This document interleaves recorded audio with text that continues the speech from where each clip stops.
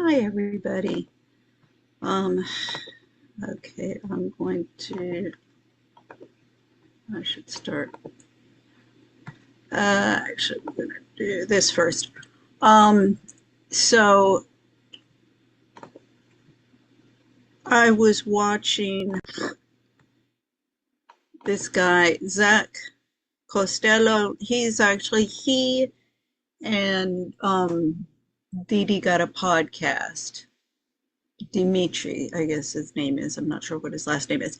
These two are the two guys I would say most who are level-headed, really do some research, and I mean Didi particularly. He's been doing. There's still some things like on Martin Luther King that I have to look at that he did, but level-headed guys and not not with an agenda and not just for clicks and likes and as I say, with their agenda and radicalizing even Candace. I mean, I keep on saying Candace Owens. I've been looking at the stuff on feminism, the problems the feminist movement has created, that it's been really like a demonic uh, movement from the beginning. I mean, her stuff is looked at some other things that I haven't. I mean, it's complementary. This is the thing I'm trying to get. If everybody would work together, then we would get something accomplished. But it's all this competition and I'm not gonna help you. I mean, I've gotten it from my family. This is my siblings, my mother, my ex-husband. I mean, that's the whole thing, you know, started with me starting a business. I mean, it's all very self-destructive. Everybody wants to grapple the ladder of success and, you know, give everybody opportunity to be the upper crust. Well, yeah, it's a dog-eat-dog world. And once you get there, scratch your eyes out. So yeah, it is. It's more of a Highlander type thing. There can only be one at the end. So yeah, as I say, everybody else is pretty much in that game. I mean, I remember when read Machiavelli when I was at Foxcroft. I was like, yep, that's pretty much how it goes. So here we're going to listen to. Let's make sure I did my audio. I to these two women. I mean, the issue that I have, the Jennifer Welch and this woman Pumps Sullivan, like the issue that are going to have, they're Oklahoma City. So this is, Midwest. Well, it's the typical, Bible Belt. Oh God, let me get out of here. And um, Jennifer, they're just moving. I assume like her husband's starting with dementia, so I assume he's retiring. He's a lawyer. I assume he's retiring, and so for the retirement, they're moving to New York. Most people move away from New York when they retire, and everybody else is moving from New York. Yeah, she's going there, and it's this, oh, it's this cultural mecca. Da da da. I mean, it's definitely the how shall I say it?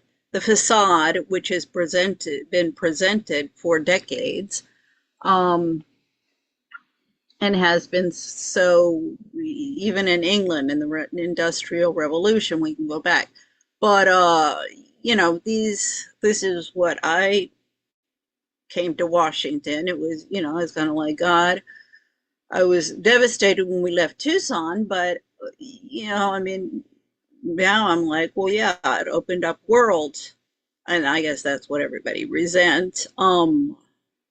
That I'm not some, gold digging whore from the wrong side of the tracks, who doesn't know what they're doing. And like to tell me that I am, even my sister. I'm like, what does that make you?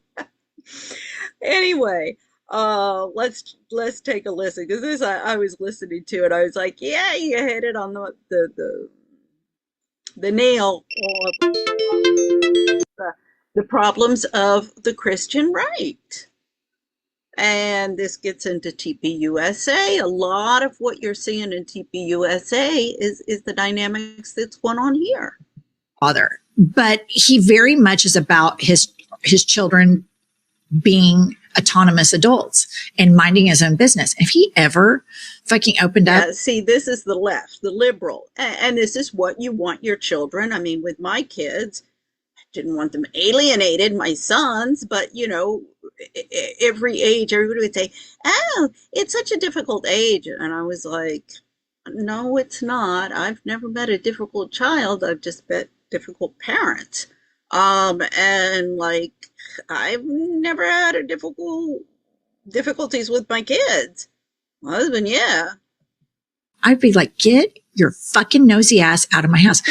Pumps, you guys, the fear this woman has, like, I've never seen anybody as scared as their parents, not even a child, as scared of their parent as you are of your mother, ever. Yeah. I've never seen anything like it. I don't know. So much better now. No, the picture cannot be painted enough of how. So like the baby steps I've taken, and some have been big steps. And I mean, this is the typical, you know, alt-right Republican, mommy dearest, Nancy Reagan. You know, with my mom, I'm kind of like, you guys, that book has been written. There's no need to yet write another, you know, expose. We all know, you know, everybody who went to school, my siblings know what a piece of work my mother was. I mean, fear, for me, the fear was she'd explode, and this was how the control is. She'd explode, and then my father would get the fallout, or she'd take my, you know, run off with my father, and we wouldn't see my father. And that was always the you know, the black man. So, you know, it wasn't so much fear of my mother. As soon as I remember when I was 14 and she went to slap me, and I grabbed her arm and I was like, you're not slapping me anymore.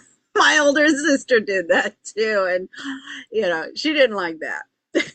But I mean, it probably on her deathbed, I'll still be trying to set boundaries and stuff. I think probably when she's in the grave, it's something that you'll still probably, you're getting some like, is she going to know? Is she going to find out? You know, I don't do that. The rumination on it is tons better. It's tons better, believe it or not. Really? I'm really proud of you, because that was such a, like a dark passenger. Everywhere we went was like, and what I really hated it for you is the double life that you had to live. You had to be one person who you weren't for her. Yep. Like this character. And then you got to be your real person, which kind of set you up for a lot of bad stuff, sadly. Yeah. And I was just thinking today, I mean, this is Erica Kirk, her, you know, education, even Candace Owens. I mean, it's a whole different, how shall I say, socialization and gaslighting of you know, you got to be rich. You want to be rich and famous. You want to be rich and famous. I mean, everybody who's poor wants to be rich and famous. And in Cornelia Guest's book, The Debutante's Guide to Life, you know, she does, I was even looking for it. I was going to read, I can't find it. But her Debutante's Guide to Life, you know, how you were indoctrinated from the time you're very, very young to say and do the right thing and, you know, be this puppet. And you're a commodity. That's why so many of them end up on drugs and this hypocritical lifestyle, or like her husband, we'll see, sexually deviant, you know, Bible waving, sexually deviant hypocrite. my older dog's having some health problems, so he's not going to school. So I walked him, and I was thinking on my walk, I was like, the denial, living in denial and being able to deny yourself things, like that's generational in my family too. If you don't want to know about it, it just doesn't exist. Like, I know that, the sweep it under the rug and all that is really strong in my family of origin. God, you would think with all the therapy, family of origin would roll off the tongue. It really is. I'll give an anecdotal story. In the United States is a therapist. Okay. So Angie's ex had a proclivity for sexual entertainers and workers, and everybody knew it. It was a well-known, discussed thing. And he would host these golf tournaments with sex workers present and performing both dances and sex acts. Like we saw on TPUSA thing. Angie and I didn't know each other very well, but we're starting to know each other more in the golf tournament was going on. And I said, hey, I've heard kind of some bad stuff about that tournament, Angie, because I was so shocked because she's like, Miss, you need to go to Bible study with me. And like she's making cookies and like all this shit. It's like June Cleaver shit. And then her husband, his license plate said Spanky, Spanky. And he hosted these sex fueled golf tournaments, right? And they were notorious. Everybody knew about them. So I said to her, I go, hey, I mean, getting to know you, like, the Bible study and all the shit that you do. And how do you feel about your husband's golf tournament? I don't want to know. I don't need to know. I don't want to know one thing about it. I don't want to know one thing. And I remember I was like, that's weird. That doesn't make it not happen. Like it genuinely, like that doesn't mean that he's not paying hookers. And so we were like in the dating phase of our friendship. So I was kind of like, okay. Then when she finds out conclusively that he does this extracurricular activities with sex workers, she looks at me and she's like, I had no idea. And I'm like, bullshit. No, what was the license plate that says Spanky or the sex-filled golf tournament?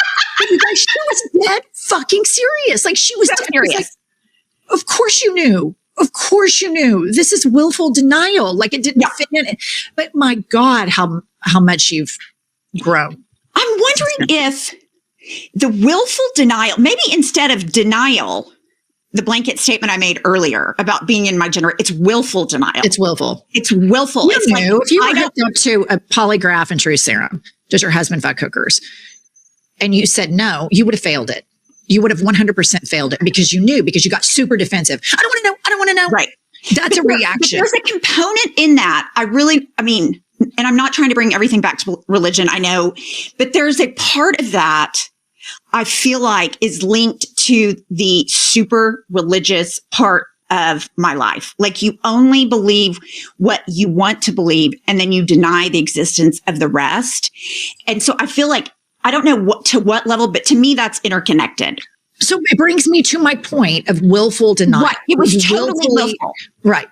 Totally willful. Yeah. And that's a lot of juicy tea, but it's in our book, guys. I'm not outing this stuff. Like she's written about this. So it's in our book, which you can buy. Speaking of grifting, right. Life is a Lazy Susan of shit sandwiches, where she talks about Spanky, smoking crack with hookers. I don't think the license plate. So you have to listen to the podcast and read the book to get all the details. Is the license plate, is that not in the book, Spanky? I think it's in there. It is. Okay. Can I ask why Spanky? Well, that is that. But like, why? What I was told is completely different. And he just put it. Okay, so now we get into details. But see, the point being that this is what we're going to see the same thing with and the hypocrisy with Gary Melton. And because Gary Melton will be, saying something that I'm like, wait a second, listen to what you're saying and put a mirror to your face. It's incredible how that man is in total denial. But let's listen first just to Megyn Kelly. Again, we get this hypocrisy. I mean, Megyn Kelly is the, having it all, celebrity journalist, having it all. This could be Charmaine Curry over at the IMF, academia, Anne Marie Slaughter, who's white. It doesn't matter, whatever. But the having it all. Uh, who is so misogynistic, I would say more misogynistic against homemakers as all of you all are just gold digging whores. This is what with Ghislaine Maxwell, she said all of the Jeffrey Epstein sugar babies, saying that Ghislaine Maxwell would just, well, y'all are just trash, white trash. And, that's what I've gotten, that attitude. Oh, you opted out. You became a stupid stay-at-home wife. I mean, my youngest sister, she's, I get a recording on that one. Yeah, you opted out, so you became white trash. You became disposable, one of the disposable ones, because of course there's only so much of the pie to go around, no matter how much fake money they keep injecting. So let's listen to Megyn Kelly. Kelly, welcome to the Megyn Kelly Show. We've got a big show for you today. Savannah Guthrie is speaking out in her first interview since her mother went missing. Where's the lady? We never found the lady. Plus, actor Josh Duhamel will be here. Since it's, celebrity journalist mother, we're all concerned. See, she picks and chooses who she cares about. And that'll be interesting for us. But first, we've got to tell you more about the shocking and senseless murder of 18-year-old Loyola University Chicago student Sheridan Gorman. This poor girl. It happened after 1 a.m. last Thursday while she was out with friends. And unlike the left and corporate media, we have to discuss the alleged culprit, 25-year-old Jose Medina, an illegal immigrant from Venezuela. By the way, we have a big follow-up for you on that terrible older woman who said, wrong place, wrong time. This guy chased her at 1 a.m. in the morning, wearing a mask, a black mask, and shot her in the back. Oh, it's a wrong place, wrong time thing. That's what you say when, Okay, first off, he was wearing a mask all in black and everything. Do we really know it's that guy? I have no idea. It might very well be that. But this is the typical thing, Megyn Kelly, even if, we might find out, yeah, it is, but we might find out, we don't know. But this is the typical thing that Megyn Kelly is going to jump on. But see how it's, she's really playing the white defenseless white woman be attacked. Now she's only got a problem with it because she can get some clicks and likes off of it. Because I've been contacting Megyn Kelly, amongst many of the journalists for years, and she just ignores me. I've been I've got as many names and as much shit, many cases as Jeffrey Epstein. There's a lot of spillover, as they say in the international development community. Because my ex is the banker, his brother is in the, he would call it immigration. Yeah, well, anyway, don't want to get into that too much. But, yeah, so, all of this stuff, everything, particularly Megyn Kelly is New York. She's the whole New York.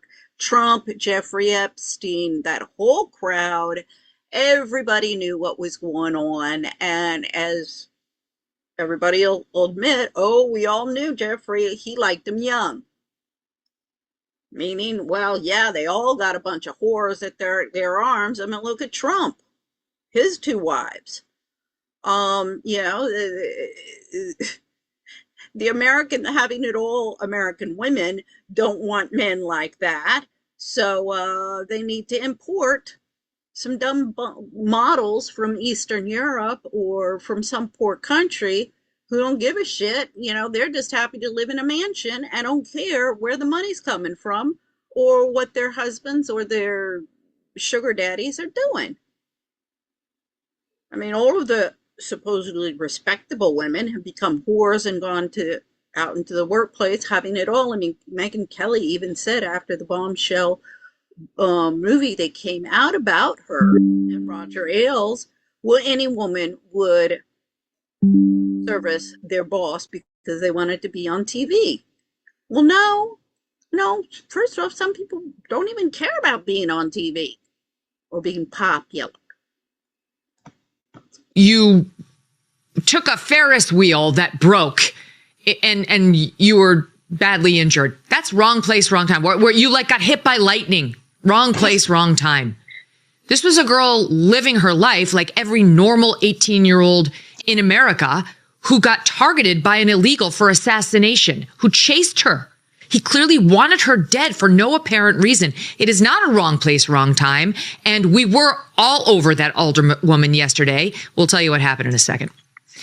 The guy was apprehended by Biden's Border Patrol in May of 2023, but then released into the country. This is not an anomaly. That's what Biden did throughout his term as president. Most of them were just let in. If you got apprehended by Border Patrol, then they just turned you around and said, oh, okay, here's your... Like this was only Biden. Now, I know it was worse with Biden, but, the whole immigration, there has been a problem with immigration, and this is with the students coming in who get the PhDs and the MBAs and all of the college degrees. As much 75% of the foreign students who get PhDs stay. I forget, it's around 60% or so of MBAs. You got a brain drain. The whole thing is a mess. And then the poor people, the Republicans have favored liberal immigration because it gives them cheap labor. The Democrats, because it gives them easy votes. And we got a shit show. And people like Megyn Kelly, who is just looking to ride on the wave and make money off of it, should be ashamed of herself. Her court date. And no one ever shows up for their court date, ever. The very next month, he was arrested for shoplifting at a Macy's in Chicago, which should have led to a phone call by the Chicago PD to ICE saying, yo, we haven't found an illegal here and we caught him for shoplifting, but we're going to turn him back out because we don't prosecute crime in Chicago. And you might be interested in picking him up. But Chicago is a sanctuary city and Illinois is a sanctuary state, which means they don't cooperate with ICE.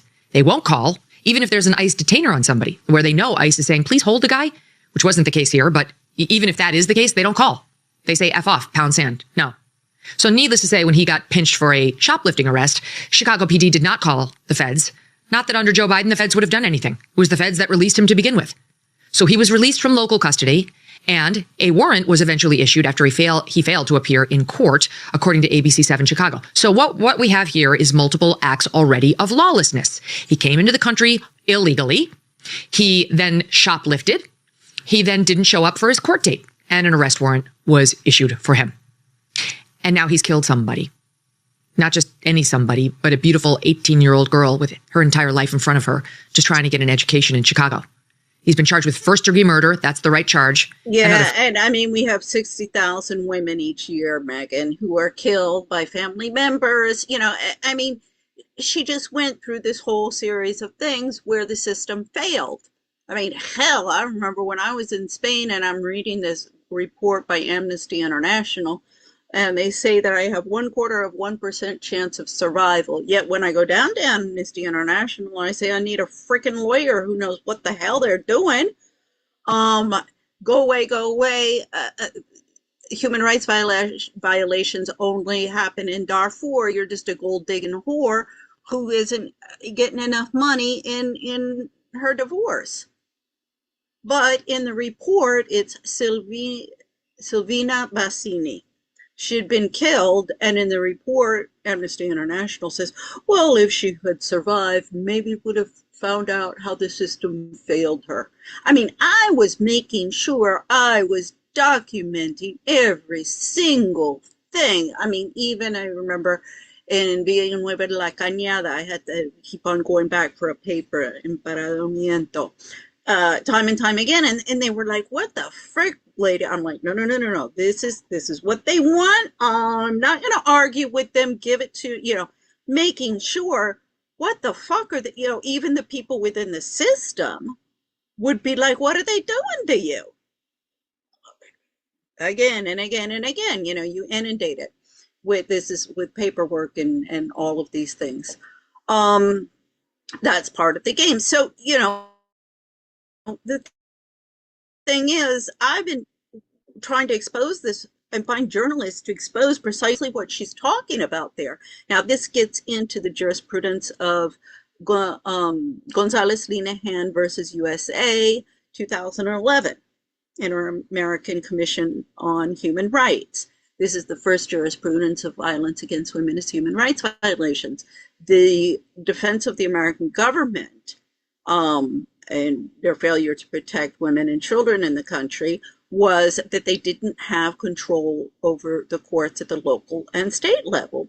This gets into precisely what she's talking about here. She says here he's shoplifting. We got the courts. Why is it, there's no coordination. Things are not being done properly. Yeah, duh. But all she wants to do is make money off of it and bitch about it. Okay, so now we're going to get to half an hour in. We're going to get to this, oh my God. Gary, he went 8 hours. Oh no, that was, 8 hours ago. But this was like a 5-hour, 6 hour. 6 hours live for stream. We're not going to play the whole thing. But here, listen. Discussion before the show started, and that's really the tone that I'd like to keep with this. I think you and I probably agree on 98% of when it comes to politics, when it comes to a worldview. See, that's why Gary invited him on, because they're on the same plane, if you will, the same agenda, the same well, I wouldn't say agenda, because really Zach Castello, he seems like a pretty straight shooter to me. But yeah, the same. Well, they're both redheads. So this is Irish or Scottish blood. We got the redheads in my family. I know this is either Irish or Scottish, and it's pretty much, it's like the Paul family. But I won't get into that. John Paul Jones. So anyway, I keep on saying with Gary Melton, all you have to do is put him back in 1776, dress him up like a British soldier, and voila, no difference. And for whatever reason, there's a big divide on this.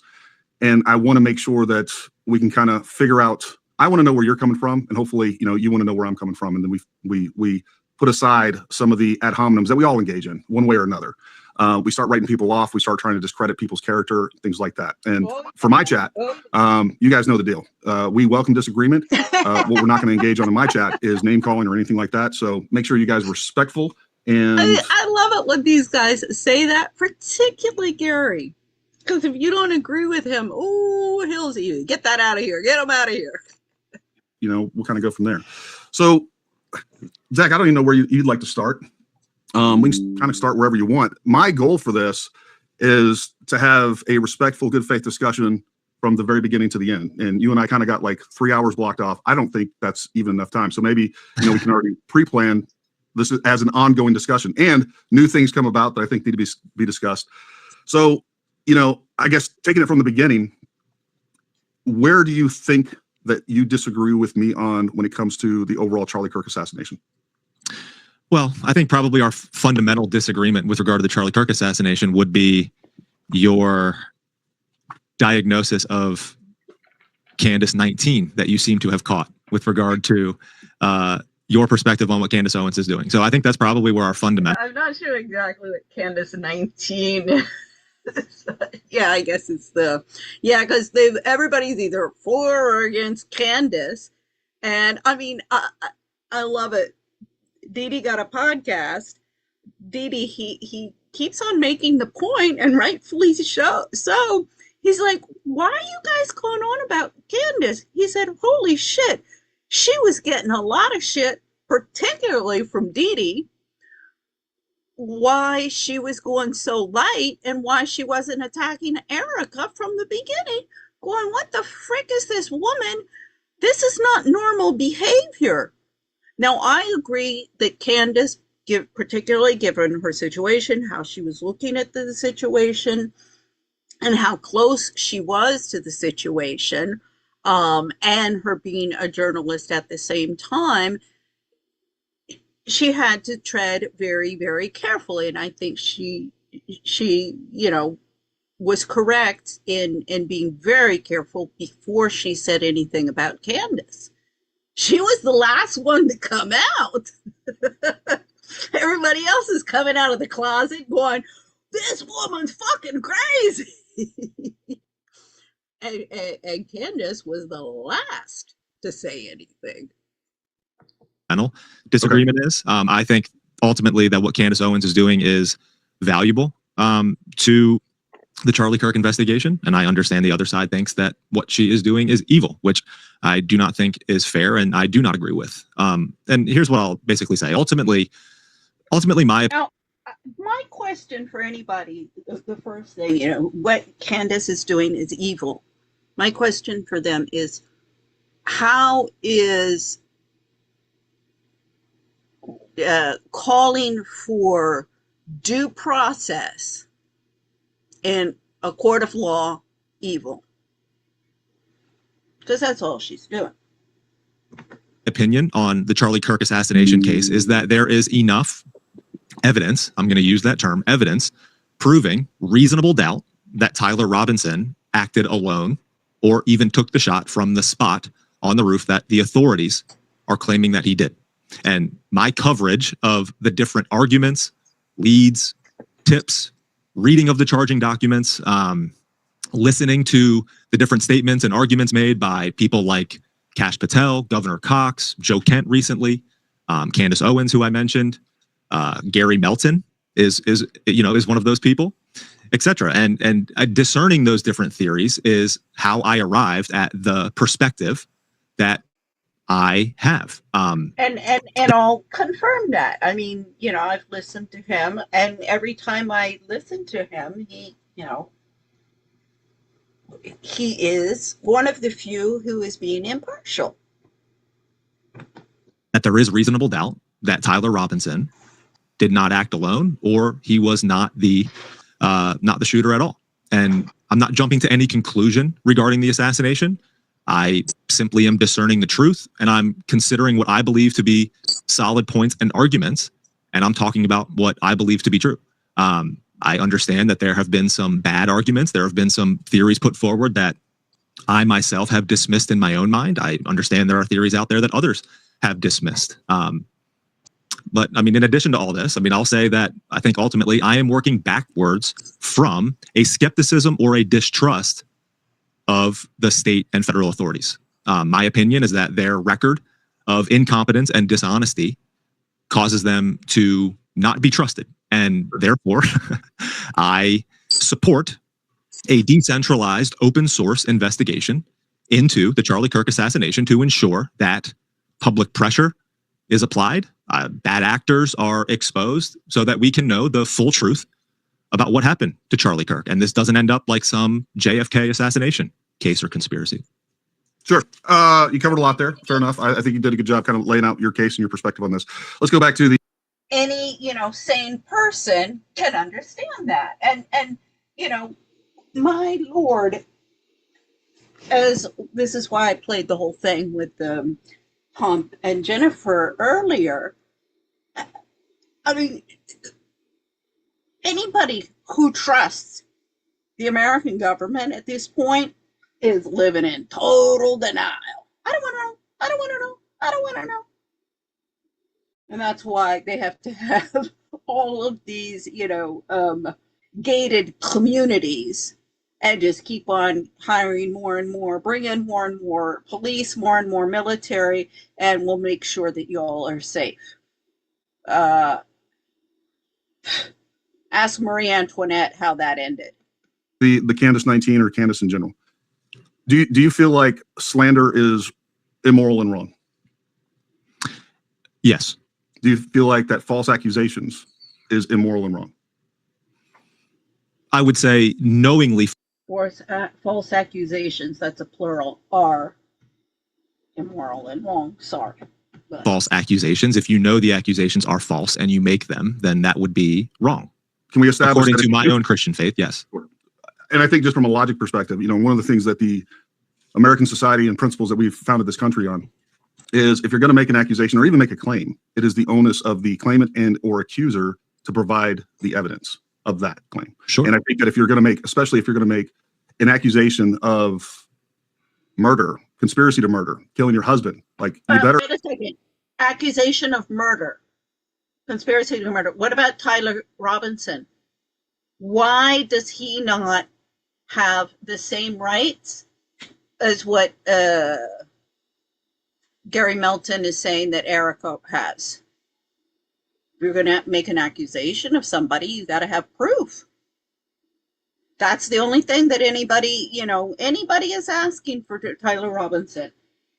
Everybody who is, questioning the official narrative in this is because the official narrative doesn't make sense, has too many holes in it, and particularly given the political situation, it is completely irresponsible of somebody not to ask questions and say Tyler Robinson, as anybody, has the presumption of innocence.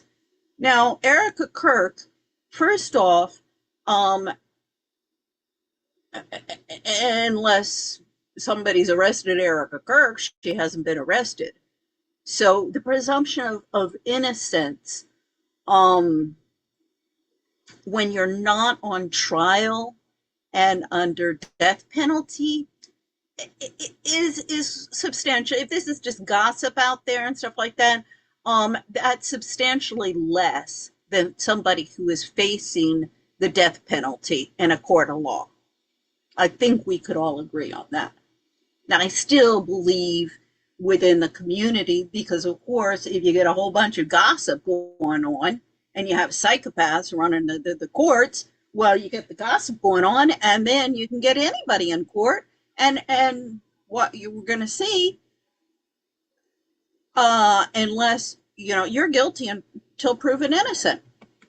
Better have some really good evidence to present before you start insinuating, implying, or directly accusing someone of that. Do you agree with that? I agree with your overall point, but I don't agree that Candace has accused Erica of murder. Do you think that she's implied that Erica is murdered? Because here's the game, and this is one of the things that I find. Well, the evidence shows that, Erica is definitely in the cover-up of the murder of her husband and what exactly is going on, because she's not asking any questions. She just wants to, drink the Kool-Aid of the official narrative. Now, I know Ethel Kennedy did that. Jack Kennedy did that. I've even brought out the example of Hale Boggs, Lindy Boggs, his widow. There was the Larry McDonald case, his widow. So, they've been taking out these guys for a long time, and the widows just like, okay, I won't say anything. How much you gonna give me? Like with Ethel Kennedy, she started the RFK human rights. Well, that's LGBT rights under Kerry Kennedy. See, that was that's just been a piggy bank for the Kennedy family, and all of those Kennedy bitches should be ashamed of themselves. They were just jealous they didn't want Bobby in the White House. This is what the reality is of the upper crust. This is what we're playing. This is a whole, power games. Candace wants to be president. She even tweeted it. Excuse me, tweeted. Um, how do they call it now? Xed it. I mean, I'm sorry. Like in my day, it was like, well, when you get old and gray, you're going to be president. Now it's like, oh, if I'm not president by the time I'm 35, it's a failure. I mean, this is ludicrous. Ludicrous. It's just all about being rich and famous and getting into positions of power. Find very frustrating and disingenuous with Candace specifically is that she poses statements and then throws a question mark at the end of it. And I think that's disingenuous. I think that it is dishonest because I can tell you right now, maybe you do, but all you got to do, and I don't know about you, but the rest of her audience, if you go to her comment section, they have come to the conclusion that Candace wants, and that is Erica is definitely involved in Charlie Kirk's assassination.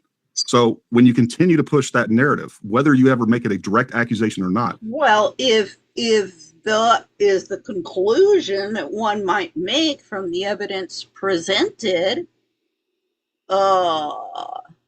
if it looks like a duck, quacks like a duck, walks like a duck, it's usually a duck. Like, I feel like she's insulting my intelligence. And many people on your side is like, oh, well, we didn't actually claim that. No, you implied it 10,000 times. That's what you're doing. And you're implying that she is directly involved in his murder through multiple things. And I think if you're doing that, that is disgusting. I mean, I find it completely, because what if she's wrong? What if you're wrong? What you've done is taken someone that you've completely traumatized, someone that has lost their husband, and you've done this. You've damaged their reputation. You've damaged TPUSA, all without any evidence whatsoever, because there is no evidence. Can we agree that there's no evidence? Well, wait a second. We just established the fact that the reason that people think that Erica Kirk killed her husband is given the evidence that Candace has presented. And it's not just Candace, it's Baron Coleman. I mean, there's been several, but I would say most everybody is just repeating stuff. Baron Coleman, Billy and Brandy and Billy, they came out with some stuff. There has been some original, and most of it is just, riding the wave of somebody piggybacking. So Gary's not making sense there. There is no evidence. There isn't. I mean, there is or there isn't, Gary. Can't have it both ways. That Erica Kirk was involved in Charlie Kirk's assassination. All right. So what I want to highlight first with regard to, again, you covered a lot, so let me address a couple things that you said. So I want to say that in all fairness to Candace, and I understand that she has a number of people in her comment section who make crazy claims or, have certain opinions. I think you and I both know how social media can be with regard to people in your comment section and them making certain claims or saying crazy things. Like, that certainly can happen. Just because you have somebody commenting on your video or your work with their perspective doesn't mean that is your perspective. Also, so I don't think that's necessarily, because you don't have many characters in these comments or something like that. So just because there might be a comment that you see appears crazy, I mean, how can you judge on one short little sentence? So, at the same time, the problem are all of these podcasters and the journalists, and this really gets into where we've gotten with the celebrity journalist, and this is, I mean, it's gotten worse and worse and worse. It started in the 80s, and, then you had cable news, and now you got the internet, so, it just gets worse and worse exponentially, with everybody wanting to be a celebrity. But yeah. really a fair critique. And to be fair to Candace, she initially was extremely gracious towards Erica Kirk. Oh, yeah. And in the months after Charlie was assassinated, it wasn't until Erica, when they sat down together And Candace identified a couple things that Erica blatantly lied about to her face, that she started to then kind of turn this around and really start to did that because other people were starting to criticize and say, what's going on with Erica Kirk? That's why she met with Candace. It was the other people criticizing, saying this woman, each person grieves in their own way. Yeah, there's different ways of grieving, but they all kind of fit in one box or another, and this lady is in none of these boxes. I mean, this is the whole cultural stuff. This is one of the advantages. I'm like, don't try and pull out the cultural diversity bullshit. I know many, many, many different cultures, and we can go there if you want. Look into what Erica is doing. But I would say that, I mean, you would have to agree that there's two things can be true at once. An individual like Erica can be a widow, and that something terrible could have happened to her husband, which is the case. But that does not excuse Erica for dishonesty or misleading or bad decision making, or for it also does not excuse her from any criticism now that she has entered the political and cultural arena and put herself as the face of this organization. Like that, I mean, those two things can be true at once. Sure, but it's not about criticism. I think you would have to be. Of course, it's about criticism. It's like, wait a second. The first thing that was not just a ding, ding, ding, but a 5-alarm fire. Going, what the frick is happening is how Erica was behaving. That was one of the things that got everybody going, what is going on over there?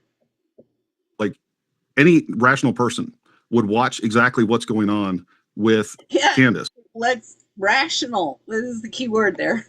And you would be forced to conclude at least that Candace is implying, or, I mean, it's more than implying. I mean, it's just dishonest to say that she is not directing people to the conclusion that Erica is involved in Charlie Kirk's murder. And then going back for years and years, trying to completely smear her family lineage, like going back. I mean, I don't even understand the relevance of that, saying that their grandparents were involved in this, her mother was involved in this, and then tying a bunch of things. Well, Gary Melton, if you don't understand the relevance of that, then we're going to have a long sit down on that theme. And this is one of the big problems of the conservatives. Gary Melton, his wife, she's a hee-haw soldier and all that. I mean, she's more into guns than Gary is.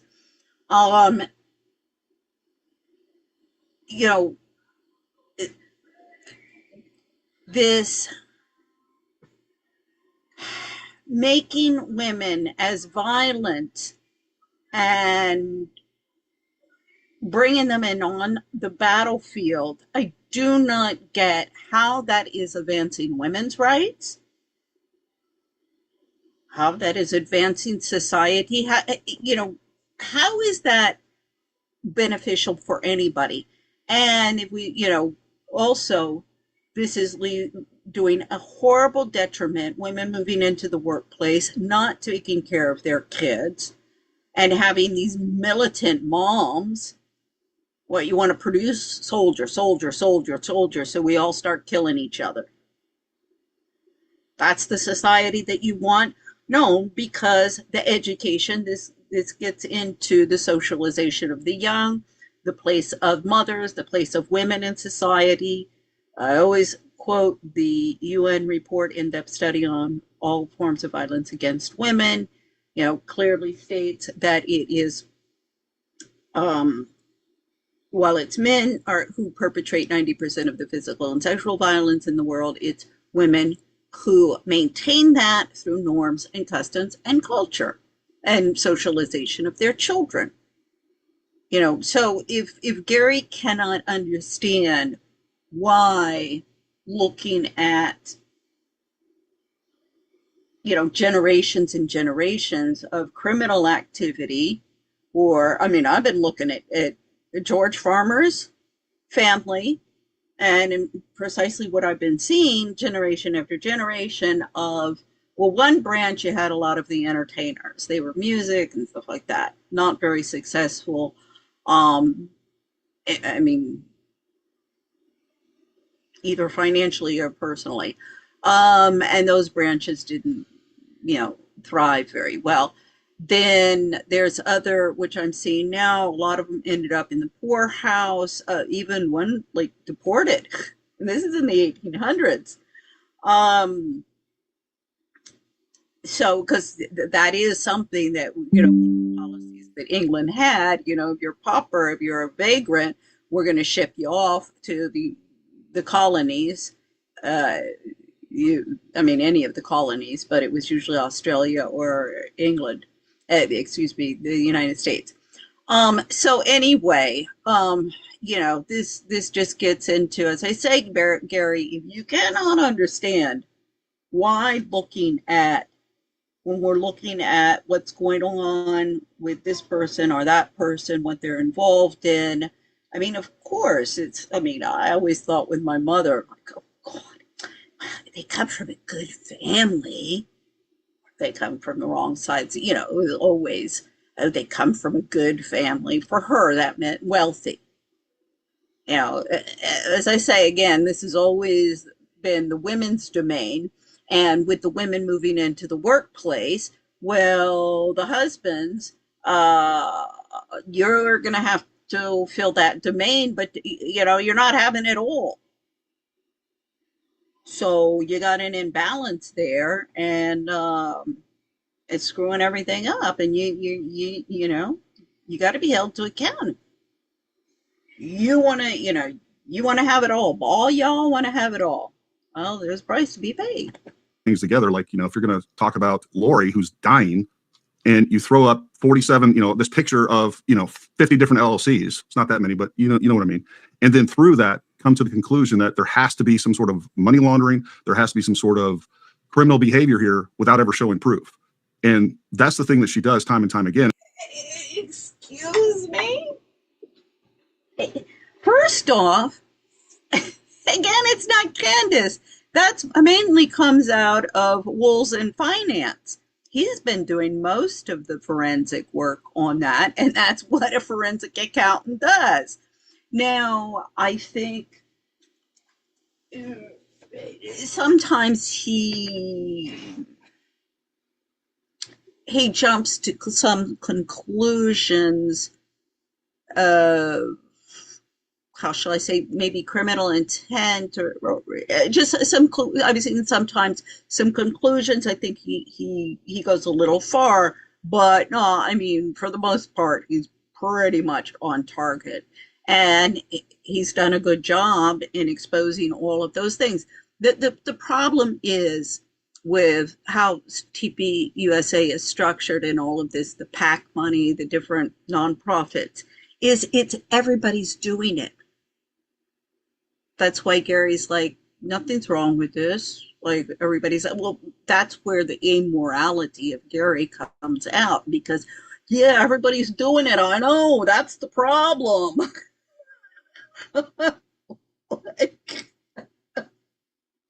This is illegal. My favorite is the ethics advisor at the IMF when she told me, when they had fired me illegally for the second time, well, this is illegal, but it's not immoral. Because I represent white privilege. She was an African American. I'm like sitting there going, oh, it's illegal, but not immoral. Wait a second. I've heard all the time it's immoral, but not illegal. See, you can't have an application of law in a world run by psychopaths because they have no moral compass. And as she points things out that on paper, they're not suspicious. They don't indicate criminality, but then she adds a lot of commentary and context to imply that. And then she moves to the next one, into the next one, into the next one, into the next one. And then she takes all of, well, imply, when you present evidence, even in a court of law, when you're presenting the evidence, you're going to be presenting your evidence one fact after another. Now, at the end of your presentation of evidence, you'll come to some conclusion. I mean, of course, if you're the defense, your evidence is going to show that your client did not do whatever he's accused of. If you're the prosecution, the objective is to demonstrate who you're accusing, whatever, that they did it. But you're not going to reach every time you present a fact. I mean, of course, you're going to, I mean, can you imagine every time?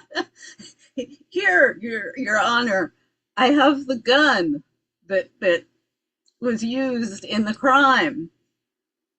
Leading the jury.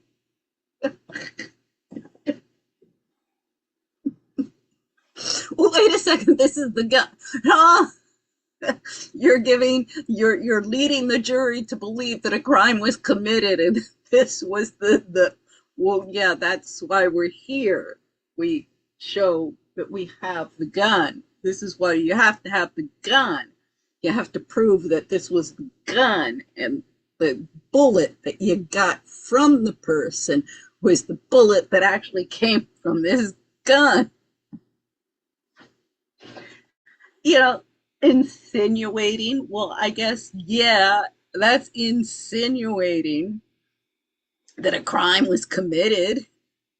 I mean, this guy, really, would somebody please like do some like SNL start in with Gary Melton? This would be too funny. All of these other items that actually don't correlate, she creates a correlation, and then what she'll do is she'll direct you to the conclusion. And I think that is clear misinformation. I think that's a very clear tactic of propaganda. And I mean, she presents the evidence and then directs us to a conclusion. No, I would actually criticize her more that you know, she's just throwing stuff out there. And in fact, there's a lot of things that she's not exploring to their totality, and I would say sometimes some sloppy work there. So no, she needs to go farther, and I'm not the only one to criticize her for that. So false.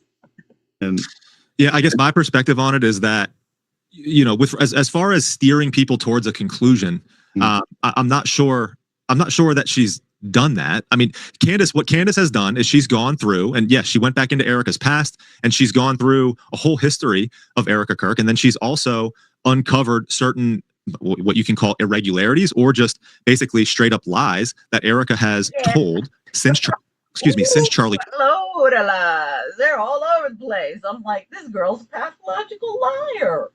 I mean, the thing is this is of epidemic proportions. She was a freaking beauty queen, and it was not just a one-off. You know, there's all sorts of evidence that, yeah, she was I mean, it goes back to her mom, and her mom, you know, it goes back to her, and then her grandmother and her great-grandmother, you know, how the family values that have been passed down from generation to generation. And them not being so moral and good, and profiteurs, con artists, and you know, just people looking for a free ride. And we have all too much of this, you know, this entitled, everybody's entitled. I mean, the narcissism epidemic, the entire country since the 80s, everybody, you know, you're going to be great. This entitlement is out of control. Kirk passed away, and she has basically just put those out there and have been like, what's going on? Like, why are you doing this? And there is a natural suspicion that arrives when someone is being dishonest or trying to mislead. And I think that, again, when you take one piece of small a small detail, and you look at that single individual piece, like if you look at the individual piece of Erica not being honest about her dating history, and you just look at that on its own, you would be like, okay, there's obviously no evidence or proof that she had that her lying about her dating history has no correlation or proof to her being involved in Charlie's murder, for example, if that's what we're talking about. But when you take the fact that she lied about her dating history, when you take the fact that she lied about the text message thread to Glenn Beck of Charlie saying that they were going to kill him, and her telling Candace Owens that message was not on her phone, that was not an iMessage, and then we come to find out that that's actually not true, verified by other sources who say that no, that was an iMessage. But her telling Glenn Beck that Charlie never said that was not true. But didn't she come back and correct the record? She came back and corrected the record and said, "Oh, I didn't know that was that must have been a Telegram message, but it was not an iMessage." She came back. She came back, corrected the record, and volunteered that information. So I think that would. Did she volunteer that it was actually an iMessage that existed on Charlie's phone? She corrected. Because I had not seen her come out and correct that. I saw her come out and say that it was a message sent via Telegram, but it was not something on her phone. And she said that to Glenn Beck because it was not something that she. Of course, when somebody comes out with the proof, then you go, "Oh, I'm sorry, I didn't see it." It's the same reason why, she's never, like said, shown any kind of proof. She wants to stay away from the subject, for example, of where she was the day before Charlie Kirk was assassinated. Was she at Fort Huachuca? She's been smart on that subject. She, ask any PR person. Just kind of, stay away from that question, and let's just move on let's shine the light elsewhere and get them talking about something else. She was saying that I did not see that on his phone, but we know that it was an iMessage. Okay, but can we agree that could have been a mistake and not a lie? I mean, again, so you can look at these single individual details and you can say, okay, taking that by itself, that may have been a mistake.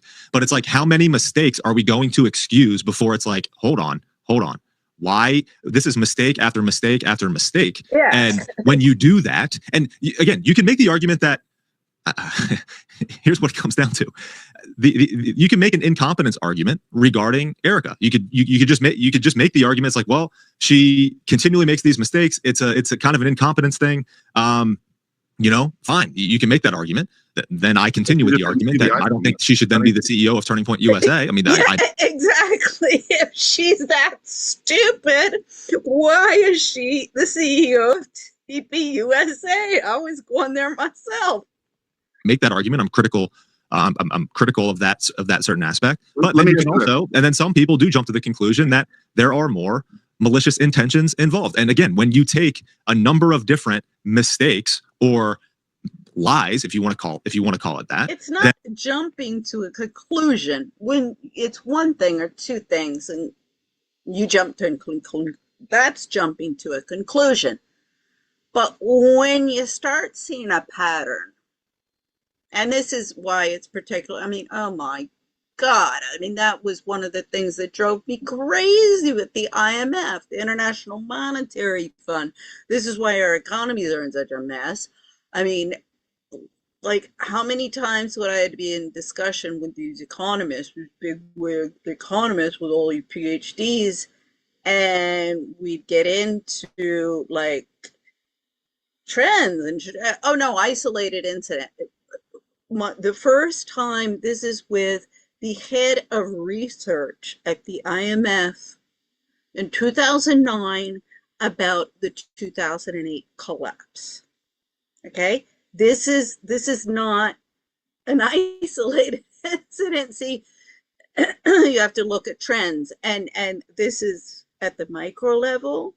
You can't have it with Gary Melton, all the way at the macro level with people like Olivier Blanchard, head of research at the IMF, or even Christine Lagarde, Charmaine Curry, Mark Plant,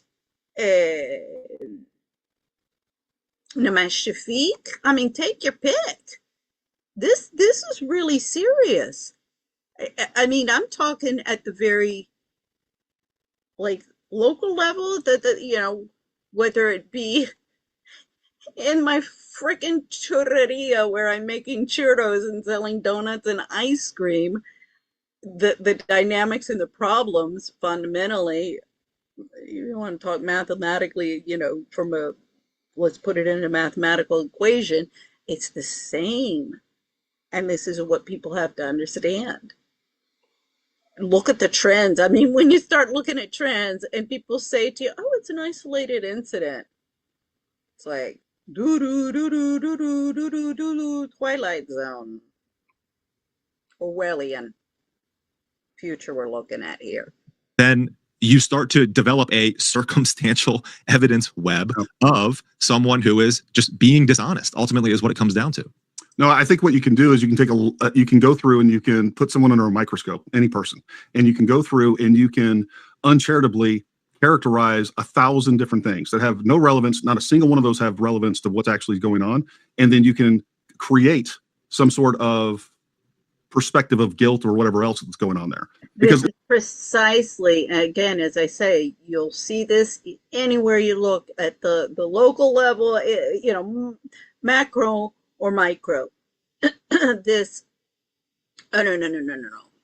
Don't look at trends. These are isolated incidents. With it. And it's isolated incident. And you're just making connections where there's no connections.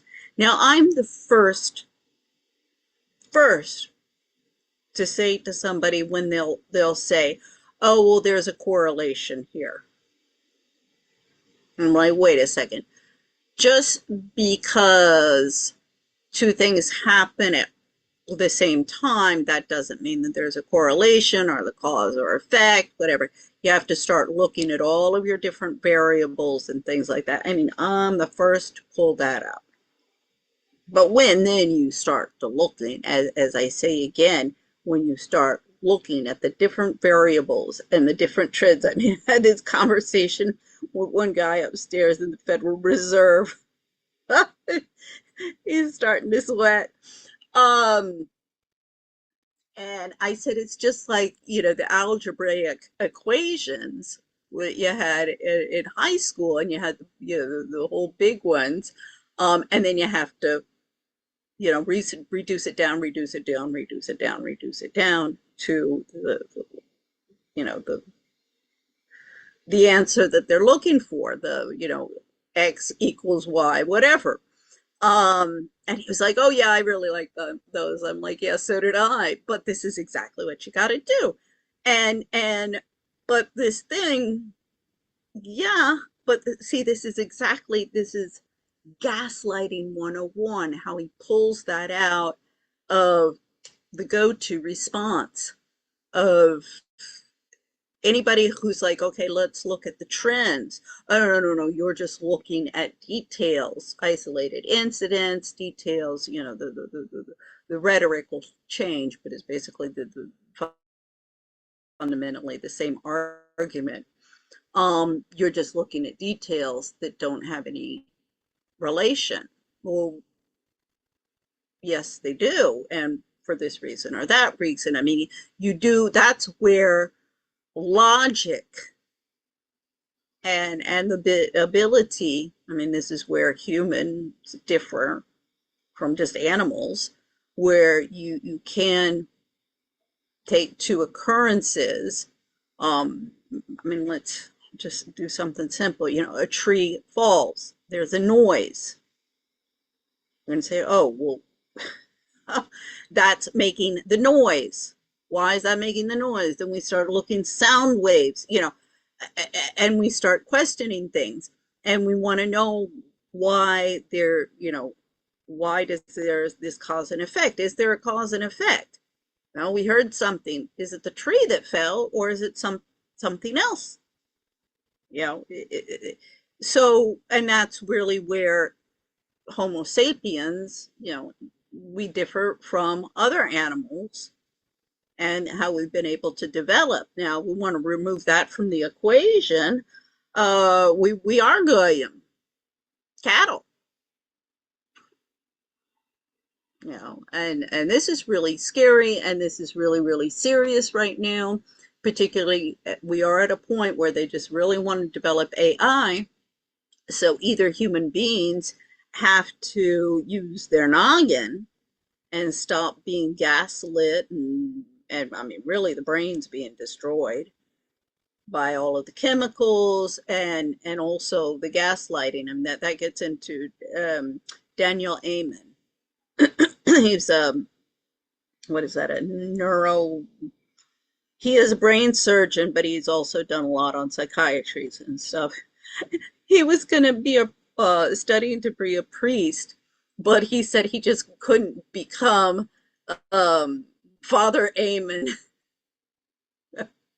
Amen.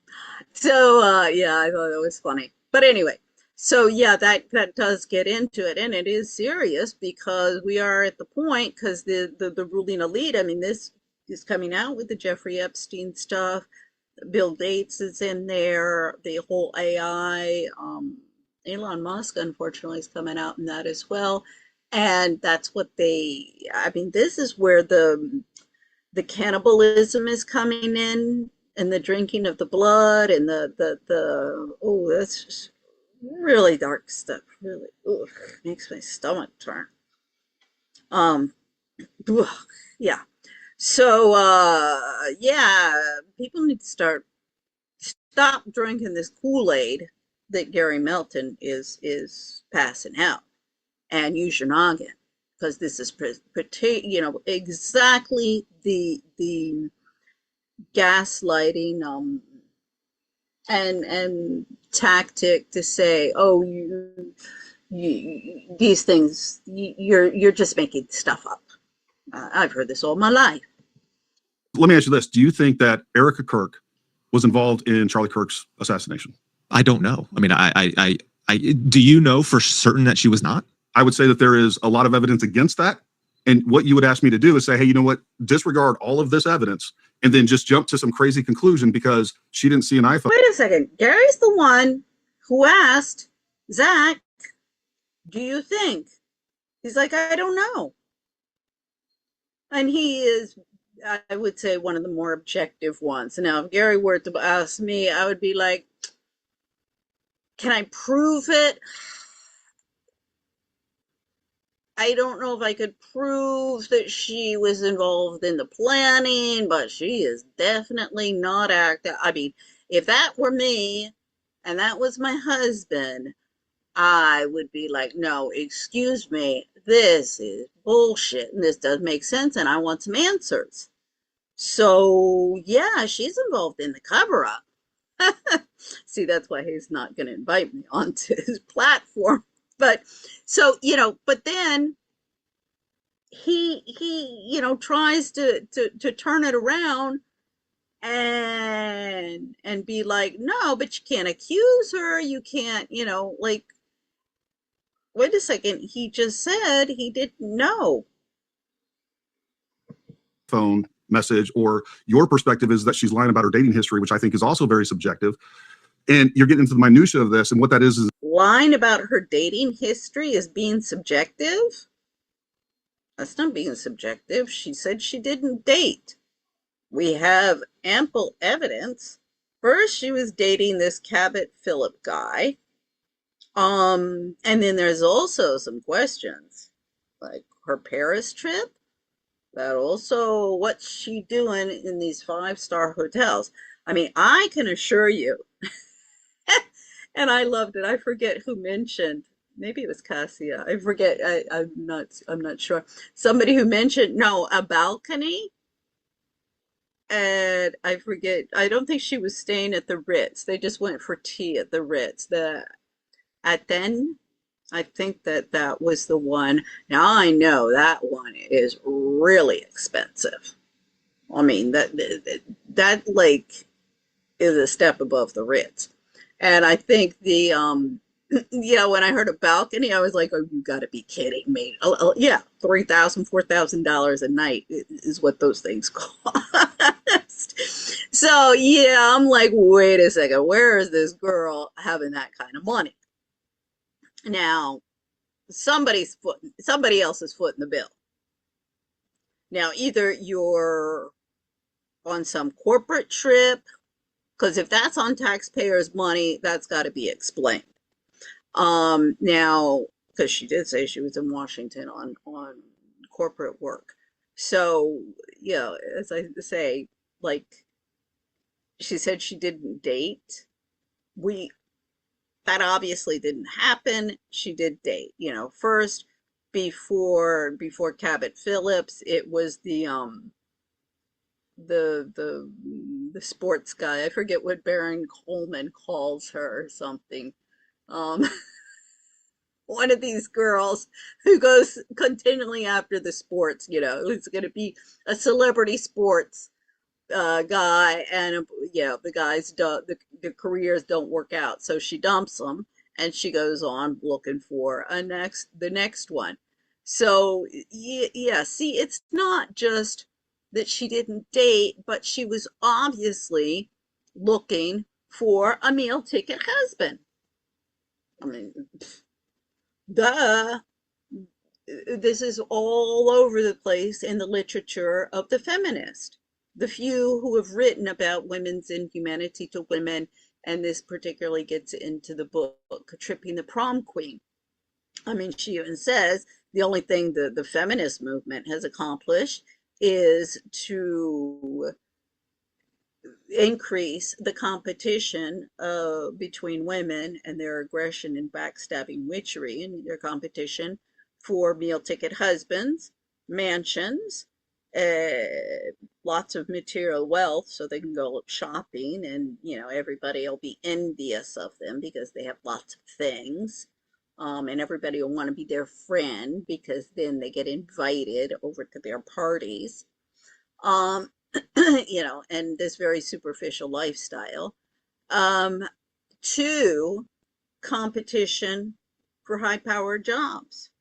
Oh, and I forgot the kids, because we had the kids as well.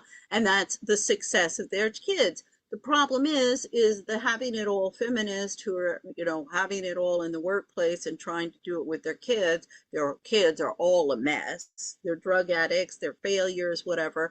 Oh, my kid has a diploma. Yeah, how much did you pay for that? Our schools are a mess. Everything's a mess. I am the last to say let's go back to 1950s Stepford Wives and Valley of the Dolls, or the hippie communes, or any of that stuff. We need a whole new paradigm that kind of is a how shall I say it, a happy medium between all of them, because everybody's all over the map. You got the stupid suburban housewife. I mean, that is really kind of Jennifer and Welch, as we saw before in Pump Sullivan. So anyway, go on. This is a character assassination that you're using to, again, point to some sort of guilt within something much more serious, and that is the death and the murder and the assassination of Charlie Kirk. But it's not character assassination to find and identify a lie that a public figure told in public. Like that's not character assassination. So I don't agree that that's the case. But when it comes down to, again, Candace is not calling, or nobody on our side, I guess you can say. Exactly. Character assassination. Saying what you're saying is not true is not a character assassination. Is calling or defamation for Erica to is accusing Erica of being guilty of being involved in Charlie's murder. I think simply I think you're being. Can I just finish the point? Let me just finish the point. Okay. All that is being done is the identification of irregularities or behavior or dishonesty that I think the goal is just to be like, investigate this. Just investigate what's going on. Like, why the irregularities, why the inconsistencies, why the lies? Because this, Gary, like, just because something bad happens to you doesn't excuse you from having to be honest. Like, you can tell the truth. You can be in touch with reality and also have a tragedy happen to you. Just because Charlie was killed and she is a widow, with regard to Erica Kirk, does not excuse her from not having to be honest in public, especially now that she's a public figure. So again, it's not a matter of people being like, because there are some people that are making more are making more aggressive claims, as you can say, with regard to what's going on with Erica. Well, I mean, it's a natural. Ultimately, oh my Lord, yeah. I mean, I'm constantly like, but on all sides, that's been debunked. That's not true. This is not, that's been debunked. Or where did you get that information? Or here's a tidbit. the goal of our side, or at least my perspective would be, is like, well, maybe because of these inconsistencies, we should take this seriously as a part of this investigation. I think ultimately is the perspective that I have on that. So because you feel like she's lying about certain items, that we should publicly investigate her for the death, Publicly. and the murder, and the conspiracy of the assassination of Charlie Kirk. Well, I mean, no, I would want the investigative authorities to investigate They have. fully into what's There's going on. no evidence. I mean, there's zero evidence of Erica Kirk being involved in the assassination of Charlie Kirk. We don't know that. If you don't look at evidence, you're not going to see evidence. I mean, I keep on, oh my Lord, for 20 years, I feel like I'm in a cartoon where, I mean, this is an old one. You have somebody on the street under a lamplight, and they're looking down on the ground looking for something, and somebody comes by and say, well, what are you looking for? Where did you lose it, more or less? They say, oh, well, I lost it down the street. Well, why are you looking here? Oh, because this is where the light is. As old as the hills, that joke. Zero evidence of TPUSA being involved in the assassination of Charlie Kirk. They've looked at these things. And then you have Who looked at them? Nobody has looked at them. That's precisely the problem. Joe Kent confirmed that. Now, don't blame that on Joe Kent. He didn't spill any beans. He just confirmed what everybody knew. Hold on. I'll let you talk. Have they actually looked into it? Have they actually investigated this thoroughly? You better believe they have. And then you have all of this. You better believe they have. I mean, this is the typical, they're calling it Fed slop. For me, it's protect the status quo and bullshit artist. Additional evidence that is exclusionary, that excludes them being guilty. You're sitting there saying that Tyler Robinson. Well, we need to establish what you believe of Tyler Robinson, but we have a huge amount. You're getting too far ahead right now. Hold on, no. There's a huge amount of evidence that points to the fact that Tyler Robinson is indeed guilty, and you'd have to jump through a lot of hoops to discount that evidence completely. And Candace has said that he wasn't even. Okay. Zach, I'm pretty sure is going to get into this. That's ludicrous. There's, you got to jump through hoops to say that this evidence is not overwhelming, that Tyler Robinson, it's evident that he did it on the campus. And what do you think that Tyler Robinson's role in the assassination of Charlie Kirk was? There is no evidence that Tyler Robinson was on that roof or on campus that day. So there's no evidence that his fingerprints are up there. His DNA is up there. His DNA is on the gun. His fingerprints are not up. His fingerprints are not on the roof. According to the charging documents, they're not. We'll come back to that. So the charging documents do indicate that. See, I love that. We'll come back to that. Gary, no, he's not prepared. And this is what's good about Zach. He's done his homework. And unfortunately, most of the people out there have not looked into this. I mean, I haven't looked at the charging document. That's why, I don't have much to say except on the 2 points where I've, where it's been highlighted, something on those. I haven't read through it in its entirety, but I'm not making a comment on something that I don't know. But see, I quickly then changes the subject because he got caught with his foot in his mouth.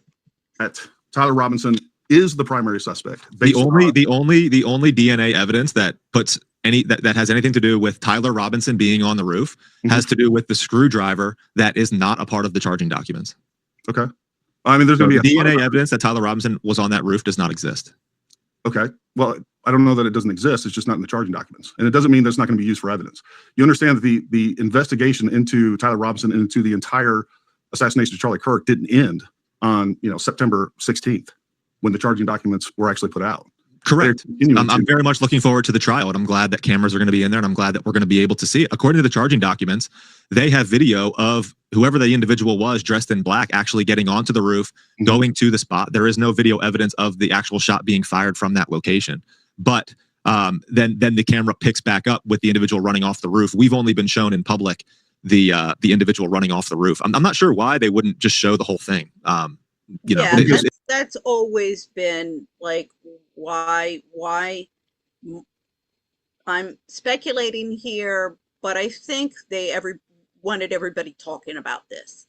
I think they really did want all of this discussion and this chatter and stuff, and even there's been certain like Baron Coleman, you don't see anything before the Charlie Kirk assassination on his YouTube. Now, he may have scrubbed his YouTube or started a new one. He used to be a radio host and do some stuff like that. So, I mean, he does have and I mean, let's just say his style is good and stuff. And I mean, I like some of his content. He's just, he's typical. He's also been involved in politics and political election process. He defended one of the Proud Boys. So anybody who, this is one of the problems with everybody who's been in these election campaign, and I'm talking about the people who have worked in them.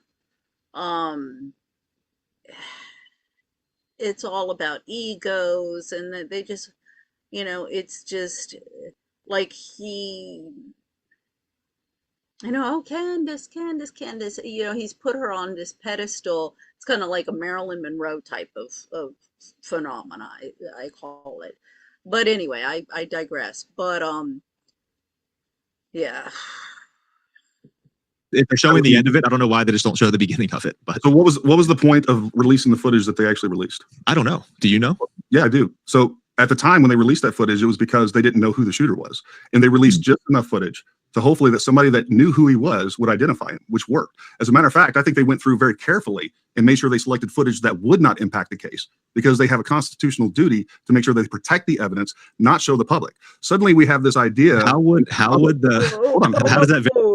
There's a constitutional duty to not publish the evidence and protect the evidence. That makes absolutely no sense.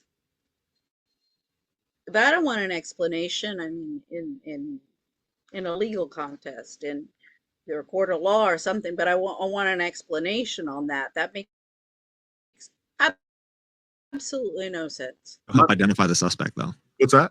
How does that video help identify the suspect? Well, according to the charging documents, and according to Candace, by the way, Candace confirmed this as well. And one of the early, second. According to the charging documents, now I don't know if in the charging documents that establishes his identity. That I'm not positive if it, if the defense recognizes, yes, that's him in the video, well, then he's got a real problem with his defense. That's what Gary is insinuating, indicating here. And then, since he doesn't really have any argument to be making on that point, because I think it's not true, because that would be in the charging documents if they said, here is the, him, this is proof of him, and this is him in the video, and we can prove that it is him. This is what the public's been told. I mean, I don't think that's true. I don't think that's true, and I think that's why tout de suite, he flips over. Oh, and Candace has said that it's true. Candace has verified that this was Tyler Robinson in the video. Well, that's not true either.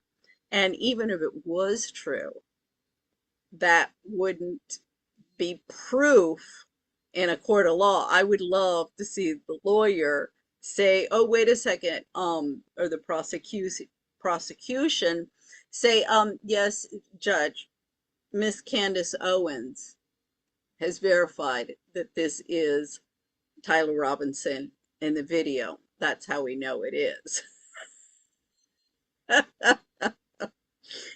Now, if I was the defense lawyer, I would be like, "Oh, this is going to be too easy. This is going to be too easy." Episodes that the mother actually identified Tyler Robinson from the footage. And then she showed that footage to the father. And then he's like, "Yes, that's us. That's my son." That And then is so untrue. That's another thing that somebody put out there, and they keep on gossiping and repeating this lies because the parents never said anything like this. That's total fabrication, fed slop, as they're calling it. he called Tyler and then asked, "Hey, oh, and by the way, the picture of the rifle, that looks like our rifle. Tyler, where's that? Where is the rifle?" So it was the parents that identified them. I'll tell you right now, if that was my son on the roof, just from gait, from general perspective, and it wasn't just the footage on the roof, it was also the footage in the stairways. Hey, that would look like my son. I'd be able to identify them, confirm or deny immediately whether or not that was my son. And you would be able to. And when you have parents, they're like, that would naturally be able to identify immediately if that was your son. I don't know, because you never see any face. You never see particularly the image in the video, how anybody would be able to say, "Oh yeah, that's my son," or how, "Yeah, that's my neighbor." That that is completely off. Now, and in the video of the kid going up and down the stairs, you never see his face. Never. And there's no, like, I don't know if he had some sort of tattoo or something that was really identifying, like, yeah, some mole, some tattoo, something that was really identifying, then you could say, but otherwise, there's no way you would be able to, from that photo, you can't see his face. be in denial. Like there's no way this, and they're like, "Hey, I think this is our son." And they immediately text him, call him, and ask him what's going on. And I think that's one of the most damning portions of this. They is that immediately text him and phoned him and asked him what was going on. Now that I think is fabricated. That's the first I've heard of that. And where's the evidence of that? Is that in the charging documents? Because that, I assume, again, if he's coming out with that, where did he get that information? And has he verified that information? Because I don't believe it's true. that they were involved in him turning himself in. They're the ones that turned himself in. And now we have a death penalty. Now, this whole thing about him turning himself in, my understanding is that the police came to his house and they were going to, either you come out voluntarily or we're going to break the door down and come and get you. So, of course, what are you going to do? You're going to come in you're going to give yourself up voluntarily. And that this whole thing about his parents, seeing him and contacting some friend of the family who's either a preacher or clergyman or law enforcement, who then said, "Oh, well, we're going to go down to the police station and turn him in." That has been the story, but it's been debunked and said there's absolutely no proof of that, and that's just some fed slop that's been, misinformation that's been thrown out there. into the information sphere. And those type of things you have to really, really, really question. Because how did this gossip get out there? Who wanted this misinformation out there? Because it is misinformation. And where is it coming from? Who wants it out there? That's what should be asked here. Case that is set up against Tyler Robinson. And if this wasn't true, and you know as well as I do, if this wasn't true and my son is on this basically getting ready to be sentenced to death potentially, and all of this evidence isn't true, there is nothing that would stop me from getting out in front of a camera and being like, that is not my son. These people are trying to railroad my kid into a death penalty, and all of this evidence is made up, I guess. And they're not. Well, see, this man, that he would say that if it was my son, then I would be out there in front of the press saying this and this and that. That's really irresponsible of Gary Melton, because of course the question on everybody's mind is, if Tyler Robinson didn't do anything, why haven't we heard from his parents? We've got all of these podcasters out here making all of this noise. Well, why haven't the parents come out and said to the press, and spoken to the press? 101, the lawyers would, and being Tyler Robinson's lawyer, I would have said to the parents as well, really do not speak with the press.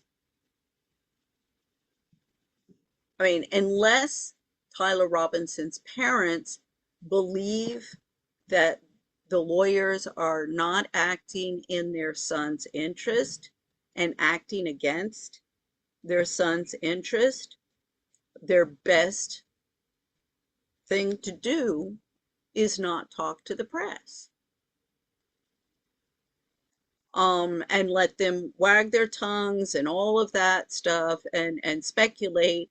And if the lawyer is doing their job appropriately, and this is where it was strange, and this is where it would also be good to have a defense team that is the one, because if anybody is speaking to the press, it should be the lawyer for the defense, and not the parents. It's not their place. They could say something that could be then used against Tyler. I mean, definitely they should not be speaking to the press. And as I say, Gary being out there and saying, oh, it was my kid, reminds me of Jesse on Fire. But see, Jesse on Fire, he's a hothead and stuff. He's not malicious intent. But anyway, as I say, anybody who said, oh, well, yeah, the parents, no, the parents shouldn't be out there. As I say, if anybody is speaking to the press, it should be the lawyer. Now, the lawyer, I'm not going to second guess what's going on there because I don't have enough information.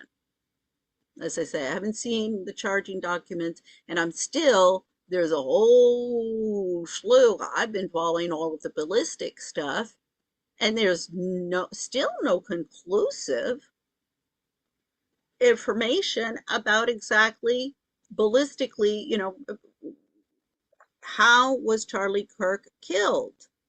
It wasn't this shotgun. That definitely not. Now, there's holes in all of the different theories that have been proposed. So, there we need the autopsy. I mean, the appropriate people who actually have the qualifications. That's why I'm like, excuse me, I'm not going to opine on that. I have, this is what I want, somebody who knows what an autopsy report says and what it indicates to actually read it and say what's in there. Somebody who knows what a gun and what a bullet can do. I have no idea. And I want somebody who's competent and honest to explain it to me. There you bring in the experts, and then you listen to the experts, and then you start connecting the dots of the different points. Again, this gets back into the whole stuff of, oh, these are just like separate points. They have no relation to each other. Well, that's where the human mind comes in. Is there a relation? Is there not a relation? That's where you want an investigation. Not doing that. I think that's one of the most compelling arguments of this entire thing, on top of the litany of evidence that we know that they have. And they clearly outline in the charging documents. So also in the charging documents, it says they do have them on camera, actually taking the shot. And look, I've been to UVU. There's 1,900 cameras plus out there. They have clear footage of him. They have Exactly.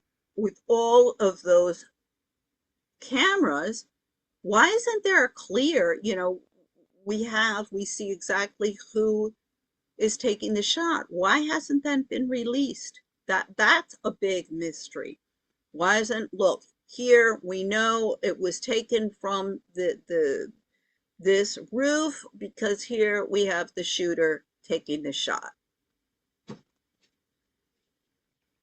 And then no discussion. And I think that footage was not put out there intentionally. Again, it creates cacophony. Then we're not going to look what's going on with the economy and the unending wars. Cell phone location data that's going to put him on top of that roof. They have cell phone location data of the entire route to and from and everywhere else that he went. And then on top of that, we have multiple admissions of guilt through multiple text messages, Discord chats, a note underneath the computer. I mean, unless you're going to say that it's all made up, then how is he not guilty? Well, it is all,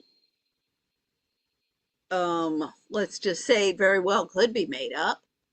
The text messages, that has not been established as authentic. That has to be established. And I mean, my Lord, this is what started with my case in Spain in 2007, was one of the things that I was in an uproar when I saw how they had falsified, my ex-husband, had falsified the bank statements and stuff. I mean, and it was just flagrantly done. He had just whited it out in handwritten stuff. I mean, I was horrified. I was also like, oh my God, this is serious shit he's pulling. He's always pulling crap. This is serious shit when you falsify documents that you're submitting to the courts. I mean, I keep on telling everybody, the only good person I want to keep out of prison is my ex-husband. The whole damn thing. Paradoxically, I mean, everybody would think, oh no, she wants to go after her husband. No, not at all. He wouldn't have been able to get away with anything that he was able to if it hadn't been for everybody enabling him. His family included, my family included. This isn't personal against him. I was just like, not again. Always cleaning up his frickin' messes. Sick and tired. My mother prepared me well for this type of life. God. Always cleaning up somebody's frickin' mess. Guilty. How was he not on campus? As I said, the initial perspective that I have and that I'm approaching this with is that I am distrustful of the state and the federal authorities to tell us the truth in this regard. So, my question, I'll address a couple of the things that you said. Okay. So with regard to Tyler Robinson's parents, there was interesting testimony that was shared by the account Brandy and Billy. I don't know if you saw this, of them interviewing Tyler Robinson's parents outside of the courtroom. They do not believe that Tyler Robinson carried this out. They interviewed Tyler Robinson's parents. They have a direct quote from Tyler Robinson's parents saying that they do not believe that Tyler Robinson did this. That's not correct. They say family. They do not say parents. We can look that up. We can look that up with regard to what Brandy and Billy found on their account. Where we start. Okay, on that, I didn't see the footage. I would very much like to see the footage. I'll look at the Brandy and Billy's account. They should have a clip on that one. They're not very, let's just say they're the typical kids out there who, let's just say, not have a lot of initiative. But anyway, I would be interested in seeing that, but I trust Zach if he says, yeah, that was what we saw. I know there was Brandy and Billy were in the courthouse and they were talking, and the person in front of them said, oh, be careful what you're saying because this is family right here. And they were like, oh, sorry. But, and said, yeah, this is not true. He didn't do it. So there are members of the family I know who did tell Brandy and Billy that the family says that Tyler Robinson did not do this. And again, I say, to anybody who says, well, he should be out, the family would be out there saying that, my son wouldn't do that. I would be like, well, they would be making a very big mistake.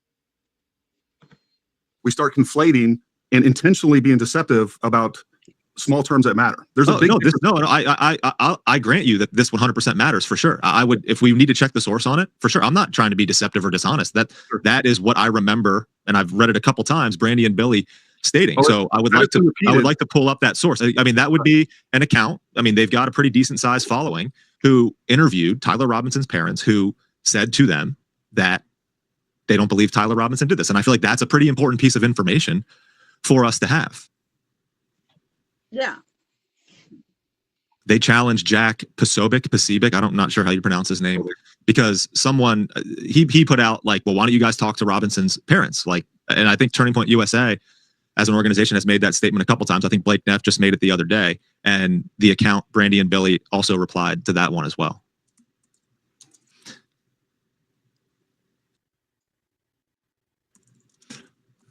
And then what I'll simultaneously address was this is what I like about Zach. He's done his homework, and you come at him with something and he says, well, this is what it is, and doesn't make up some.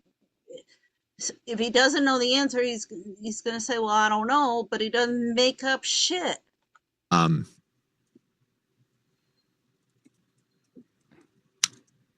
One of the was the second claim that you made there, about the different text messages that Tyler had sent to Lance. Yeah, I'm pretty skeptical that those messages are real, and I don't think that you or your side has any proof that they are real, other than the fact that the state is telling us that they exist and that they're real. The state did not disclose to us the conversation that happened on Discord, where Tyler Robinson's tone is much different and playful right after the assassination, of him joking about a doppelganger that was trying to frame him. Mm-hmm. None of those were in the charging documents. The only message from the Discord chat that was in the charging documents is the one of him admitting in a very different tone that he was the one that took the shot, that he was basically the assassin, that he was the one who did it. Okay. But again, I understand those text messages are in the charging documents, but there's no timestamps. There's no evidence that those text messages are real. Well, hold on. So again, one of the things that I did is I had Andrea Burkhart on our show, who is a criminal defense attorney. And I suggest that everybody watching this go watch that. And we went through the evidence from the point of a criminal defense attorney. And she explains how the evidence is received by the defense and basically how they're going to attempt to prosecute that evidence. So one of the things she was very clear about, she's like, hey, this is a list of evidence that they have. And you need to understand that all of this evidence is going to be given to the defense attorneys as well. And they're going to have an opportunity to go through and prosecute that evidence and determine. They're going to have their own forensic teams on that. They're going to be able to forensically analyze the phones. They're going to be doing all of those things. And she said, it's very important to understand that if it's in this charging document, like this is the evidence they had at the time with the initial to the probable cause. So they're going to have the physical evidence with this. And on top of that, the defense is going to have that. And they're going to be able to analyze all that stuff. And they're going to be able to go through. And this is precisely where if it is falsified documents and falsified text messaging, well, the prosecution has big problem there. I mean, if it's proven that these are not true and they've been fabricated right then and there, you know, they should be taken at bad faith, and I mean, basically the whole thing should be thrown out. Gary is completely correct. Now, is that going to be done? This is the problem. You know, the question here becomes, because as I say, I've been in this for 20 years in court reform, and I've been working globally. And the biggest question everybody keeps on, I've gotten contact, I don't know how many times over the years, can you recommend a lawyer? Can you recommend a lawyer? No, nobody can. Nobody can. Because the lawyers, they don't know how, and this gets into the lawful rights of mankind by Paul Seigart, who is a UK barrister.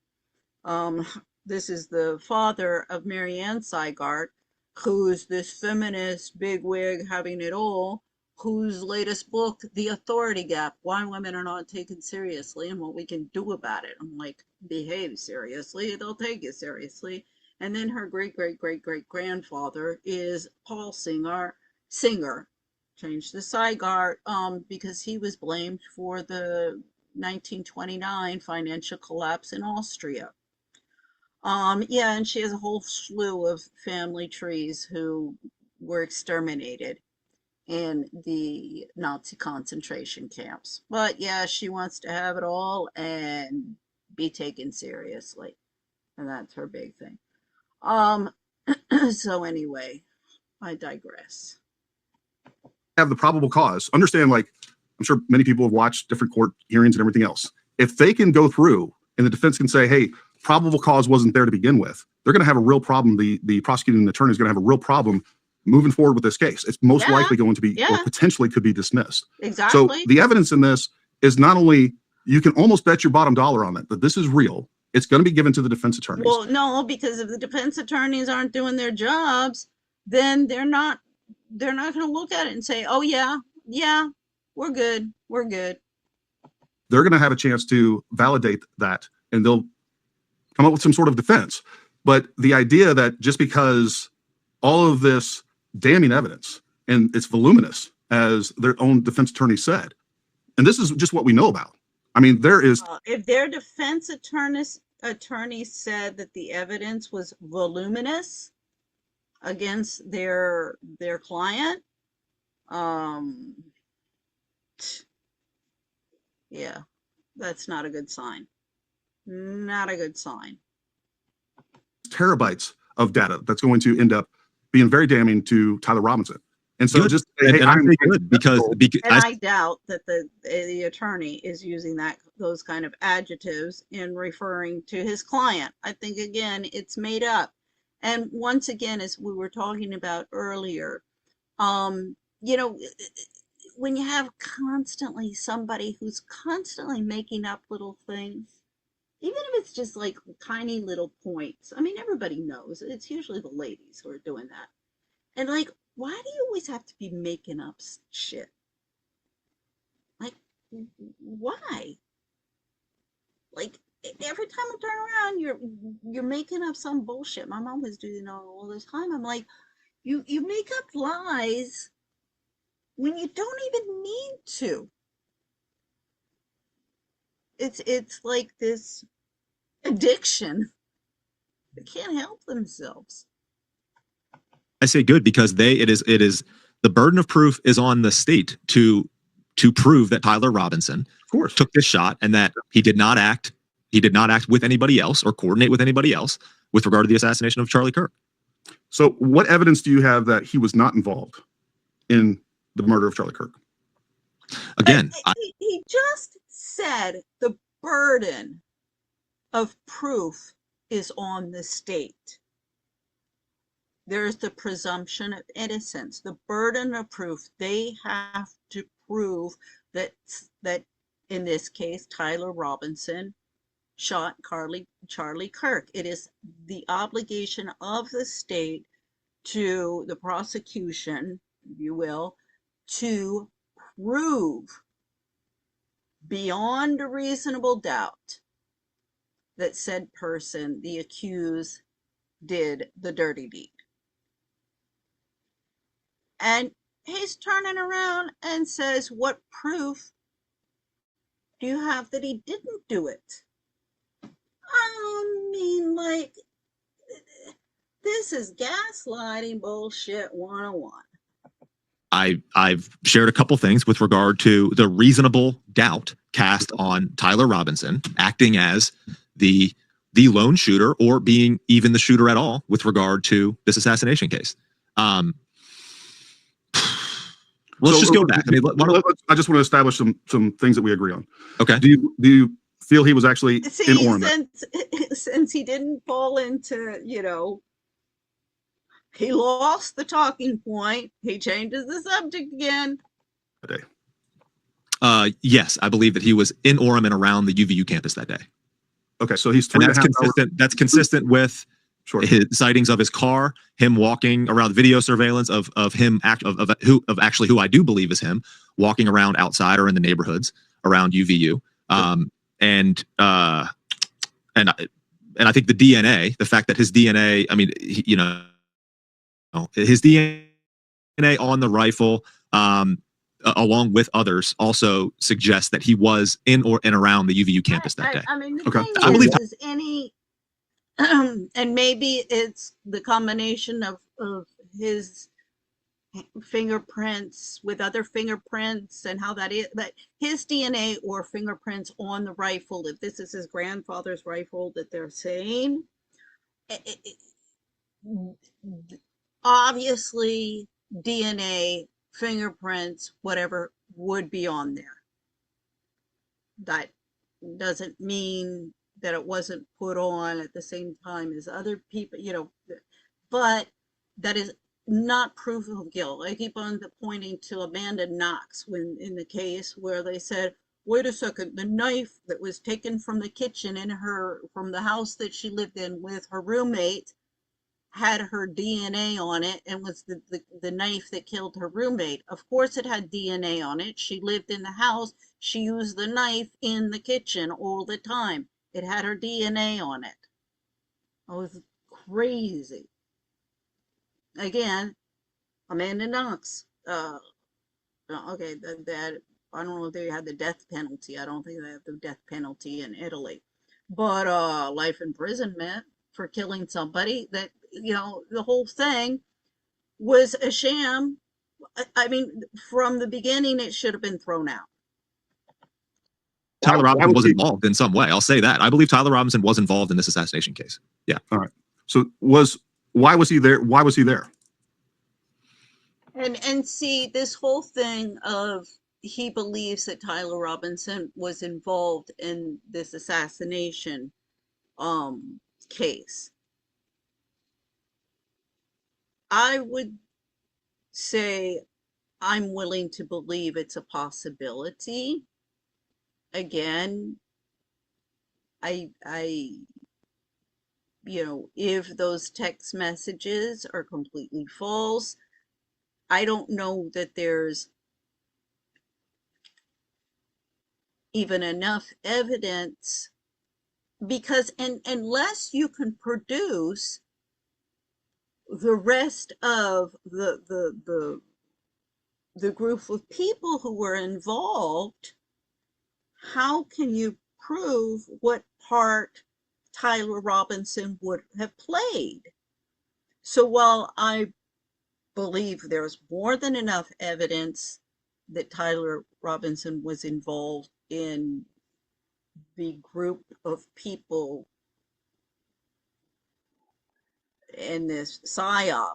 I mean, I do believe it was a CIA-backed PSYOP. I mean, a CIA military, that kind of opened it, that there's different factions, and we got it in the military, this CIA, the FBI, and they were all kind of, and then the NSA. So they're all kind of like they're in competition and working together and working against each other, and you got different factions. It's a whole frickin' mess that needs to be investigated. I think that's really what this is exposing, and where we need to go with all of this. Um, so like I think this gets into Lori Fronsby more, and this is what I think they're afraid of. This is what I think that's really scaring them, and that's where they think the connection Fort Huachuca. So that I do believe there's relevance, and again, that's what needs to start be investigated: how those networks are structured and their connections. Um, so again, as I say,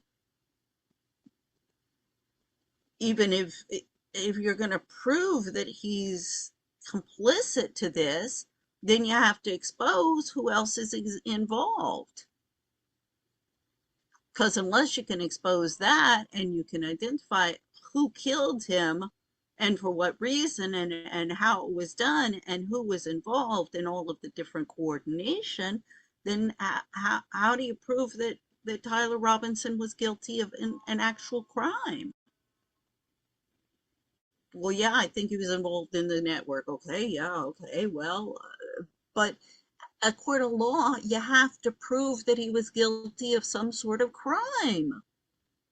This is what due process is about. Well, ultimately, he was there either to take the shot and kill Charlie Kirk, or he was there to be some sort of diversion or patsy from the actual shooter. Ultimately, as I think, and that's my opinion. Those would be those two avenues would be my opinion as to why Tyler Robinson would have been there. And in addition to his gun being there, if it was not the one that was actually used in the assassination case, which I know you asked, like, what evidence do you have that Tyler Robinson did not take the shot with that weapon? We can start getting into the questions about. Yeah, again, what evidence do you have that Tyler Robinson was not the person who shot Charlie Kirk? It is not the responsibility of the defense to prove their innocence. It is the responsibility of the prosecution, or people siding with the prosecution, the state, to show the culpability, evidence showing clearly that this is the person who caused the death of Charlie Kirk in this case. And that's always, since time began, we have to, just because somebody was there shooting a gun all over the place, and somebody got killed, it doesn't mean it was the guy shooting the gun in the air. Now, could the bullet go up and come down and kill somebody? Yeah, that's a possibility. But then we're going to have a bullet from the head to the top. See what I'm saying? If it's coming from the back, it's not the bullet. You want to identify who exactly killed the person. Even if you have a whole group of burglary, now they can be they're all involved in some sort of crime like a burglary. They can become accessory to the murder, and that's a higher charge than just, let's just say you're with somebody and they shoot somebody. Well, you're not going to be, you're not necessarily, just somebody next to you pulls out their gun and shoots somebody. That doesn't just mean that you're at fault also, that you somehow conspired with them. But if you're holding somebody up and you're a burglary, well, that does make you accessory. It elevates the tort, if you will. So anyway, let's get back to this. That 30-06, the angle that shot would have been taken from, etc., that I think, again, certainly serves as evidence, contributing to this circumstantial evidence web that contributes to reasonable doubt with regard to Tyler Robinson being the one that took the shot from that location.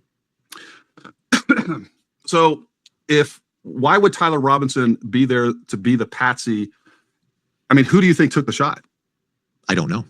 I really don't know. Yeah. Okay. He asked two questions there. First, why would Tyler Robinson be the patsy? Now, Baron Coldman brought this up in one of his podcasts, and he used the example of some guy who was sitting in prison for an American ambassador to Mexico. I think it was like sexual molestation of underage. I may be wrong. I'm not positive, but I do believe it was something like that. And they got some guy to take his place. Yeah, that's throughout history, I guess we have occasionally seen that. That's not something that was made up recently, but yeah, that you can't have that done. So the thing is, you know, the contention being that they have something on Tyler Robinson that would be much worse than this, and if you don't take the fall, be used as a fall guy, then we're going to go after you for something even worse. I mean, I don't think that why is Tyler Robinson letting himself used as the patsy? Well, I don't think he is. Because if that was the case, then he would have said, I'm guilty. And from the beginning, that was brought up at the very beginning. I think, I forget who pointed out, one of the podcasters saying, no, wait a second. If he admitted, if this is true, his parents, and he went and he admitted and having a confession, then you would have a sentencing hearing.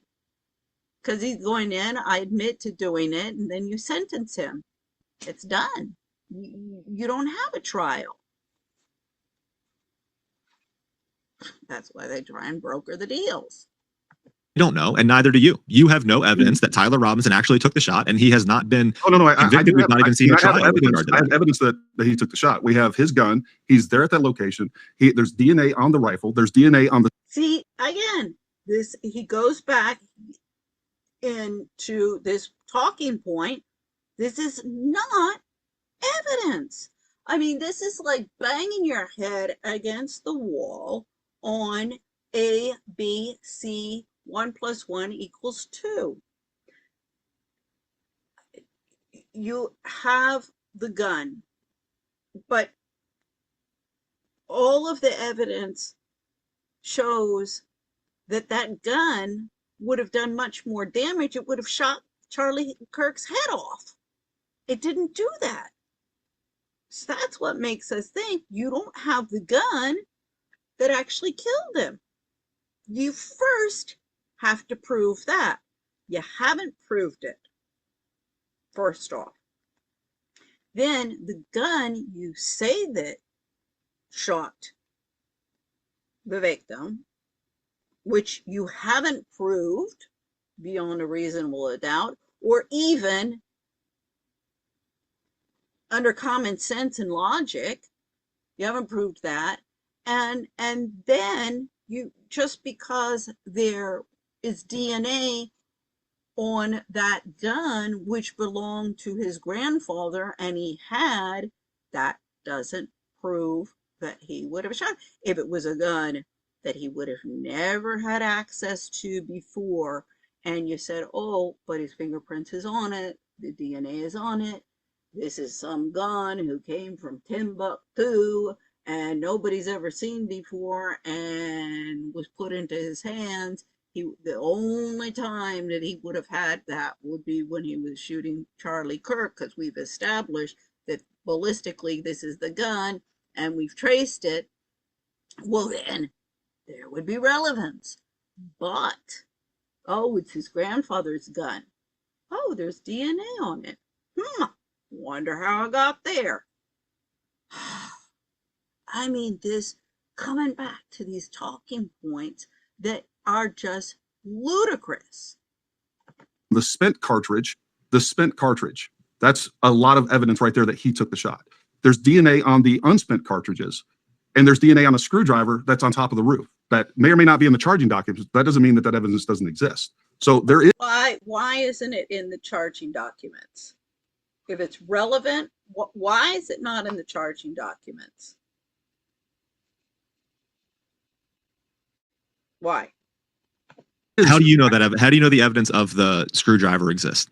Because we know it's actually mentioned in other court documents. Jen, pull that up. But the other thing I want to Other court documents. What other court documents? That doesn't make sense. I want to clarify right off the bat, going back to this, Jen, if you will, and by the way, anytime that you want something looked up too, Zach, if you want to ask Jen to look it up, feel free to do so. Jen, look up Billy and Brandy's post regarding that. Yeah, did we get that? Whether or not they clarify that it's their parents or the family, because there's a huge difference between the parents and the family, and I'm fairly certain, but I want to make sure that we get that on the record and clarify that. So there are additional court documents that do mention the screwdriver. And let me see. This is another thing, Candace is very good about this, pull up this, show this. Baron Coleman as well. If they're going to show something, some documents here, let's pull it up. I mean, Barry and excuse me, Gary and particularly this Tamara. I'm sorry, people. I don't care what color the Valley Girls are, but you got to get rid of your frickin' Valley Girls. And I think Dee got a podcast. I think he's going to back me up on this one. We don't need the Andrew Tate's male macho stuff, but the Andrew Tate male macho is in backlash to the Valley Girl. Tamara, what's her name? Tamara something or other. Megyn McCain.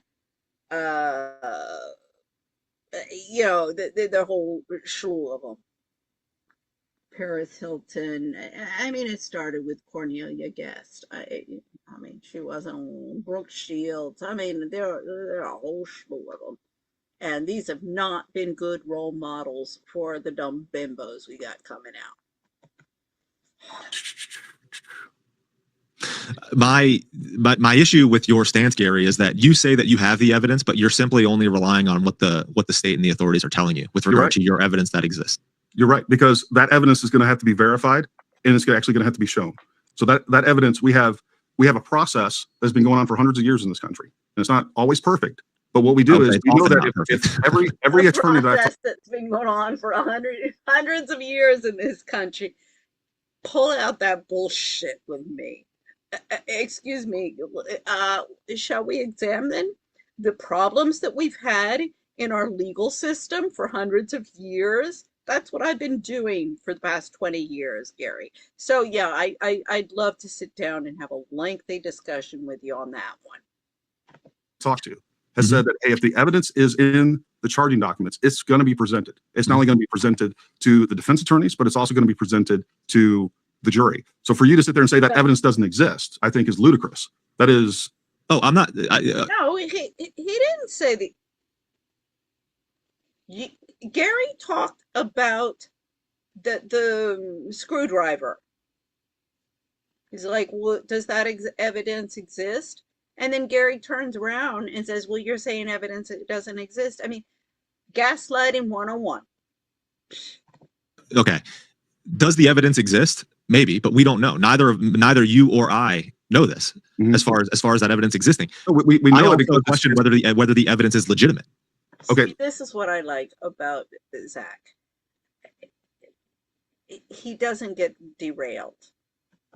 Well, the evidence is listed on the charging documents. And if some of the things that you mentioned there, like the screwdriver, are not listed on the charging documents. You're right, but I mean that's just one of many. We have a rifle that's listed on the charging documents. We have his DNA on the rifle. We have his DNA on the trigger. And we have DNA on the spent cartridge.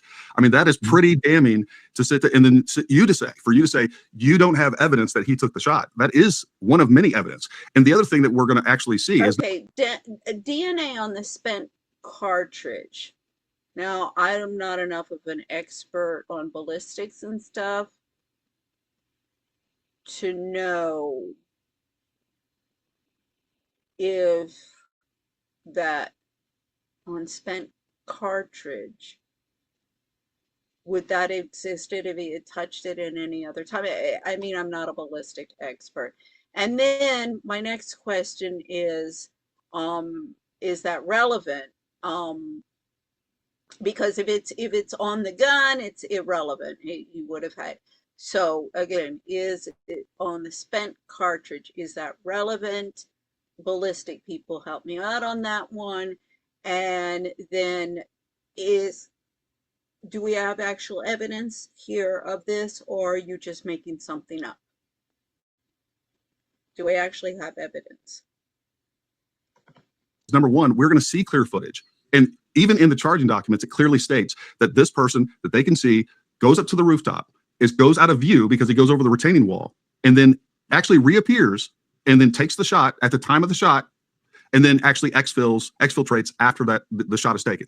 And that is on video. And we're going to see that clearly. They have that, but they're not going to present that to the public because that would be a violation of his constitutional rights. I mean, that's what, and this is the crazy thing to me. It's like, but how is it a violation of his constitutional rights if he's charged with a crime and they've shown footage of somebody jumping from the roof and they're saying that that's Tyler Robinson? They're showing that footage. That's not a violation of his constitutional rights. But showing footage of that person taking the shot and the entire, trajectory, how would that be a violation of his constitutional rights? I'm not following the train of thought there. Everybody out there's like, well, they need to present the evidence to the public. I need to see this to believe that they got the right guy. And that's fine if you want to be, suspicious of the government. I'm always with you. I'm always skeptical of the government. But when we have... That's fine if you want to be suspicious of the government. Anybody who is not suspicious of the American government at present is either stupid or in total denial. An abundance of evidence that is the only clear, it's the only thing that matches with everything that took place. And then we say, no, I'm going to reject that.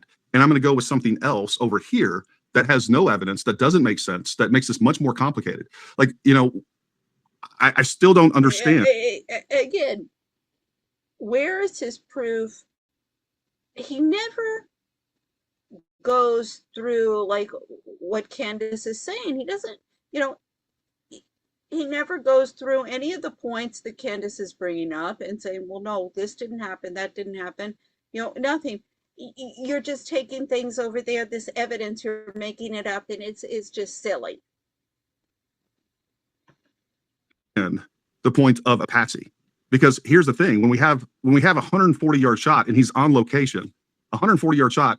I literally have a video of me doing that standing on a much smaller target. Mm-hmm. Like, there's nothing difficult about that. Shooting a rifle from the prone, a magnified optic from 140 yards. Like, how old is one of your sons or daughters, for instance? Do you have a kid that's around 6? I can take a 6-year-old kid. My oldest is 12. I'm going to be careful as far as diverging information because I've had crazy people, look me up and all that crap. So I'm with. All right. So I could take a 6-year-old kid and have them shoot 140 yards within 10 minutes. I understand that. I don't have a 6-year-old kid go and take that shot and kill somebody. I mean, sometimes I'm like, does he ever listen to what he's actually saying? Buy into the narrative that Tyler Robinson was incapable of taking that shot. That's not an argument that I buy Why into. Would they need somebody else to do it? What do you mean? I'm sorry. Why would who need somebody else to do it? You sat there and said that A, there's no evidence that Tyler Robinson took the shot. That's just demonstrably incorrect. But number 2, you said he's the patsy. No. I said that there's no evidence that it was Tyler Robinson on the roof, and there's also evidence that puts doubt that the shot could have come from that location. Okay. Fair enough. What would be the reason? Fair enough. That the shot even came from that roof. Fair enough. That's what he just said. So where did it come from, Gary?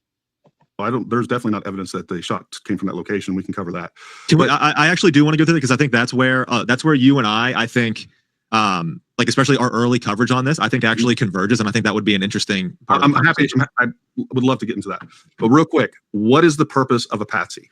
Because if I am running an operation, and I don't care if we're talking about a military operation or whatever, the more people that I involve in an operation, the more vulnerable I am to failures, mishaps, and bad information or someone talking. Yeah. So what is the reason? If Tyler is involved in the assassination, why wouldn't I just have Tyler actually take the shot? Well, maybe he's not a good enough shot. I'm sorry.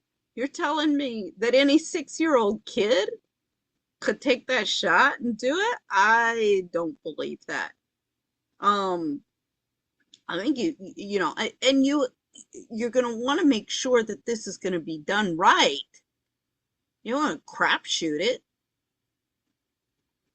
I mean, again, that's a good question. And here's what it comes down to. When it comes to, again, I'm not jumping to any conclusion. No, you are. That's a hell of a No. Hold on. That is a hell of a jump to it's completely illogical to say, hey, this guy's on the ground. To be skeptical about the narrative that we're being told? Hold on. This guy is on the ground. We see him on multiple video clips. We see that he has his DNA on the rifle. He is 3.5 hours away from his house. He's just there, but he didn't take the shot. There's evidence. Hold on. There's DNA on the spent cartridge. There were a lot of people there that didn't take the shot. But he didn't take the shot.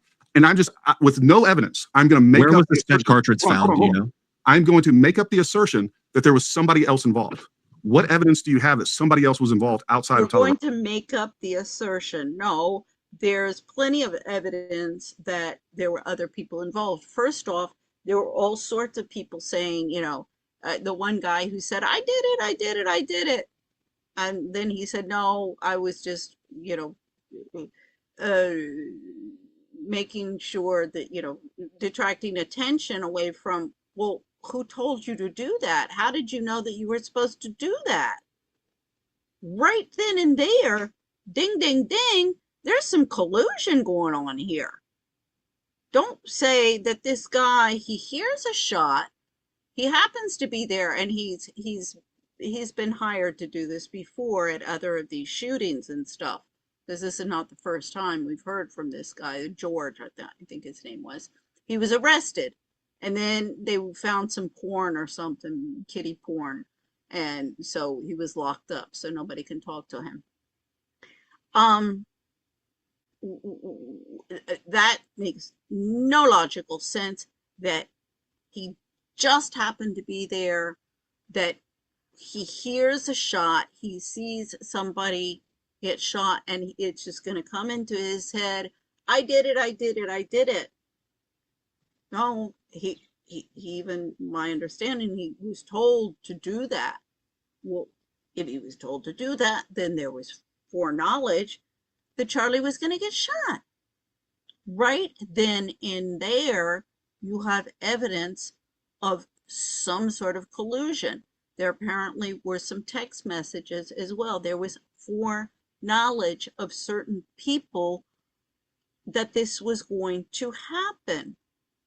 Therefore, it was not just Tyler Robinson. Now, you can establish that Tyler Robinson paid this guy George. Okay, then you have a direct link, but you got to prove that, which I don't think that they can do. Robinson. Well, where did you even get that conclusion? With regard to this being bigger than just Tyler Robinson, I believe that there is evidence for that. Okay, that's fine. Let's say it's bigger than Tyler Robinson, but where did this other person come from? Why is there another person? What evidence do you have that you say, hey, there's an additional person that's involved in this? From what you can see, can you confirm or deny that's Tyler Robinson from the video footage? No, you cannot. Okay, I agree with that. But what we do know is that his DNA is on the right. See? He even says we cannot determine who it is in the video. But he said before that you could see that his parents could tell that it was Tyler Robinson. He contradicts himself. Rifle. It's his rifle. He's 3.5 hours from home. Where where in all of this did you just say, you know what, that's not him, I'm putting another person that's involved in this conspiracy? The Zach, nor anybody else, is putting another person. They're not proposing. I have not seen anybody propose another person. Nobody has any evidence indicating another person. If they did, I think that they would say that. You don't have to, oh, wait, I don't think it's this guy. And if I can't come up with another person for you to accuse, we're going to go with the first accused. We need a patsy. That's not due process. That's not the rule of law. because of what I think we can get into with regard to that weapon not being used in the assassination. Well, which is something that you doubted. You doubted this very early on. This was one of your original doubts with regard to the assassination case. I'm happy to get into those. Let's say it wasn't the weapon that was actually used. Let's say a .223 rifle. Why would Tyler Robinson still not be the shooter? Well, in that scenario, the gun then would not link to Tyler Robinson. Like the current gun links to Tyler Robinson. Hold on. Let's say he used a different gun completely. He pre-positioned a gun that... Okay. Up until now, Gary's been saying that it's the shotgun that killed Tyler Robinson. And now, okay, let's just say that it's not that shotgun. Well, Tyler Robinson used another shotgun. Where is that shotgun? And why didn't it take Charlie Kirk's head off? This guy wants his cake and eat it too. He wanted them to find. It was 30-06 over here somewhere else. And then he used the .223. I don't know why you would do that. I mean, if I'm going to, hold on. If I'm going to use two different guns, I'm going to make sure they're the same caliber so that they match up. That's what I'm going to do. But let's say he uses a .223, pre-positions another gun because he wants to throw off authorities. And we've never found the second weapon that's being used. That we've created a different person. Now we're creating a different weapon. So now, Gary's the one who's like, wait a second. You want to keep it simple, straightforward, and now you're coming in to all of these different, like, okay, now we're going to bring another gun in there. Where'd this gun come from? And where's the evidence of this gun existing? And is it because the ballistics of the gun, over the bullet doesn't match the original rifles, and now we got to bring in another story of another gun, but we don't have the other gun and we don't have DNA, but we're going to say it's Tyler Robinson anyway? They've never found that. I don't understand. Even if you throw into a different weapon, and I'm happy to get into the ballistics of all that, but why are we creating another person? Where does that come from? Like, what logic? Why are you creating another gun? I mean, if he's not creating another person, as I say again, Zach nor anybody else has said we think it's Mr. Y over there. So Tyler Robinson, it's Mr. Smith. And he lives at this address. I mean, nobody's come out and said that, and you don't have to. You don't have to. Oh, wait a second. We're going to have to come up with another person so you can send somebody to the electric chair. Yeah, that doesn't sound too good. Logic and evidence do you use to create a second person outside of Tyler Robinson? What logic and evidence do you use that excludes Tyler Robinson from actually taking the shot? The logic and evidence that comes from if Tyler Robinson didn't take the shot and he couldn't have taken the shot from that angle, from that position, then it begs the question then where did the shot come from and who took the shot? I think that's ultimately obviously assuming that Charlie Kirk was shot. Okay, let's jump to that assumption because that's not even demonstrated yet. What the freak killed them? I don't know. They got electrocution out there.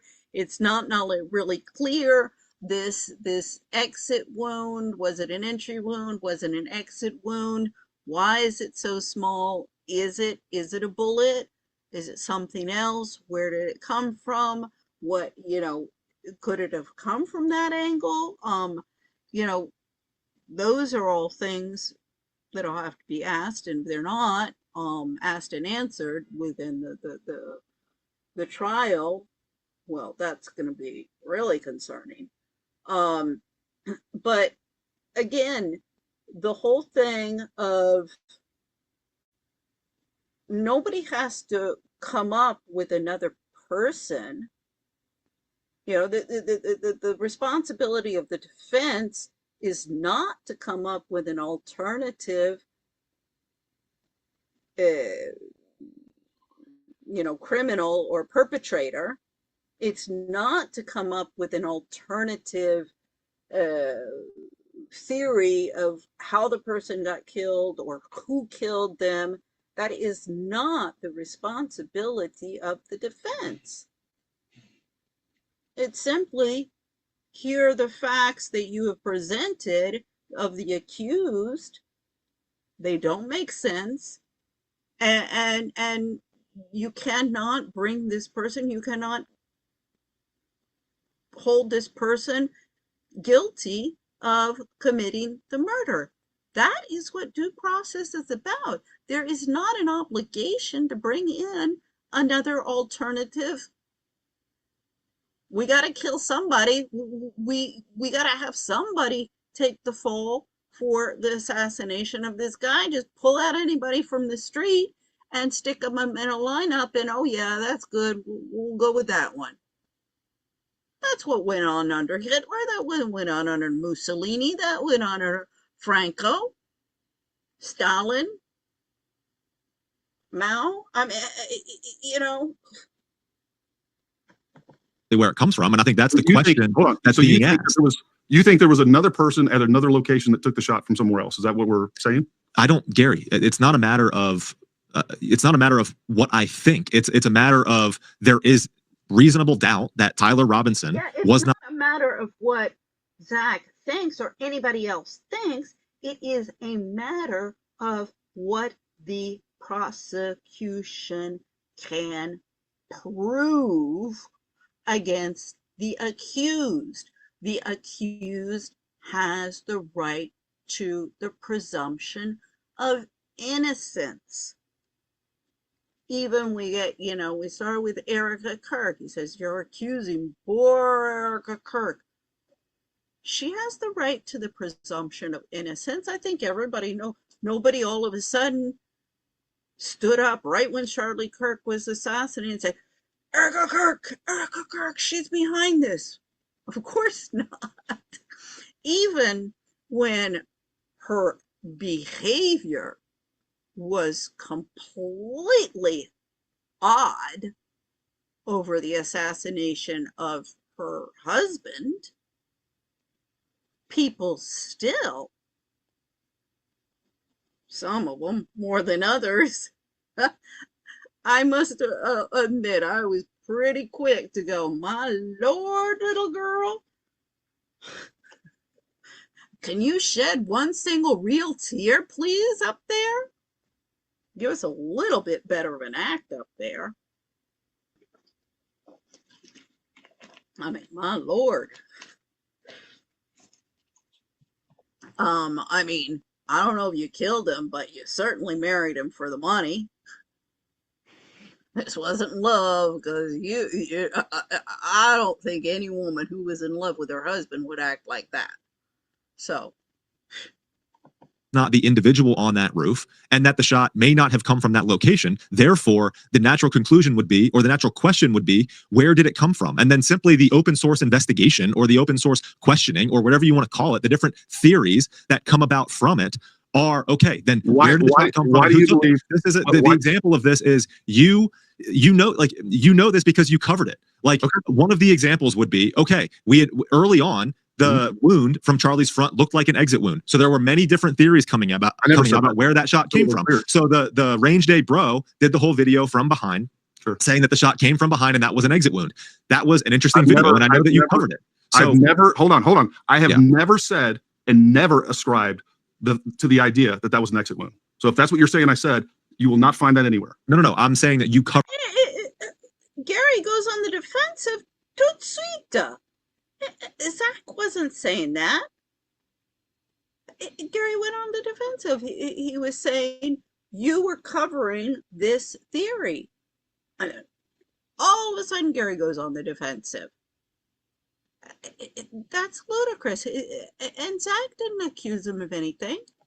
Covered it. So you understand the different perspectives and theories that are coming out with regard to, okay, if the shot didn't occur from the front, where did it occur from? I'm using that as an example. Let's go back to perspective and theories. Within a day or two of Charlie Kirk assassination, we came out with the perspective and theory that there was a palm gun involved. Do you think that there was a palm gun involved? I've seen that theory out there. I don't know. I'm not fully convinced of it. I mean, it's just dumb. Like, there's, number one, there's no muzzle flash from coming from. Second, it's just dumb. I agree with Zach. I've seen that theory. I don't think it's really, I've kind of discounted it and stuff. But that's the way to respond instead of getting, it's just dumb. Well, there are no dumb ideas. I remember I learned this in Business Environment 101. There's no such thing as a dumb idea. I mean, whatever. Come with me with the craziest ideas you got. Go ahead, come with me. Then we'll sit down and figure out, is this a good idea? Is this a bad idea? Will this work? Is this possible? I mean, it doesn't matter, the subject matter. Now, the problem is, so many of these people, hotheads, and I mean, I have to admit, sometimes, oh my Lord, I got an idea. It could be this, it could be that. But I have enough of a brain and a head to go, okay, well, let's look at the evidence here. There's no such thing as a bad idea or a crazy idea or a stupid idea. Now, you look at the evidence. Okay, yeah, no, whatever. And then you go on. But don't call people stupid or crazy or whatever. That's just insulting to insult. Rick's from that side of the crowd. There's no recoil. There's no way to aim that device. Mm-hmm. The amount of energy that is dispensed upon Charlie Kirk has no correlation with a palm gun. So that's dumb. Mm-hmm. The other thing they said that it was a camera gun. Do you think that there was a...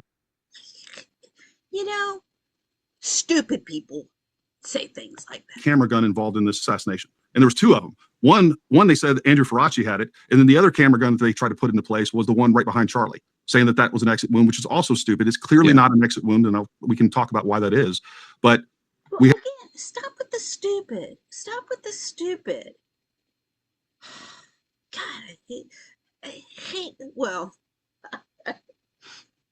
I have to say sometimes I want to say to people, are you stupid or did your mother drop you on your head when you were a kid? We have two camera guns. Do you think that either one of those is plausible? I mean, no, I actually don't. I mean, I guess my opinion. That's not because somebody comes up to me with an idea. It's because when I say, could you please do this?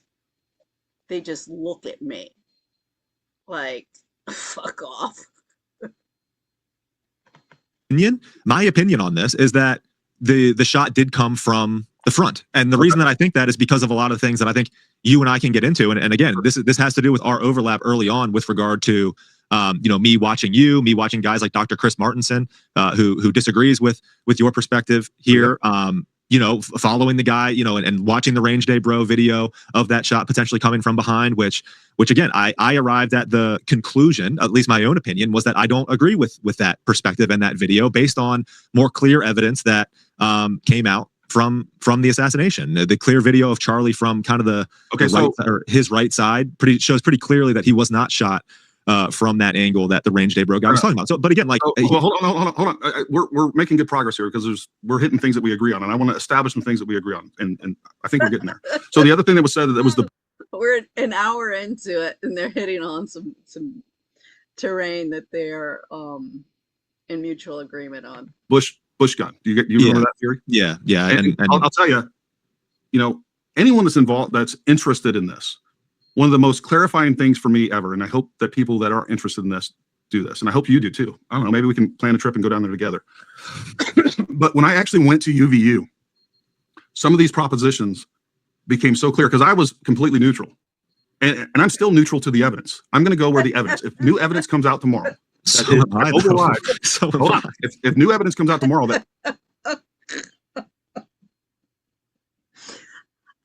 I could find a lot of adjectives to describe Gary Melton, but neutral or objective are not amongst them. overrides, it's more compelling than the evidence that we have, I'm going to go with that because that's what logical people do.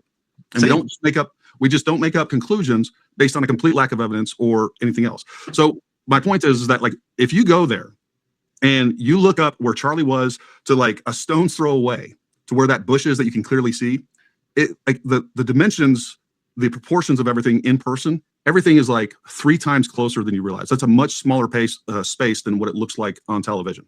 And that's another real issue that I have with a lot of people supposedly investigating this. There's a lot of people making a lot of money on this, and they've never actually gone there. They never actually talked to eyewitnesses or done any real investigative work. Sitting in front of a camera and just waiting for tips to come in is not investigation. Okay, there's a lot of people making a lot of money off of this, and they haven't even actually gone there. Okay, yeah, I agree. There's a lot of people making a lot of money off of this. Everybody can see I've made a freaking dime with the 3 or 4 views that I have and shit like that. Yeah, I'm a long way making money. This is not about making money. This is about cleaning up the courts and bringing some sanity back to this country. But I'm sorry.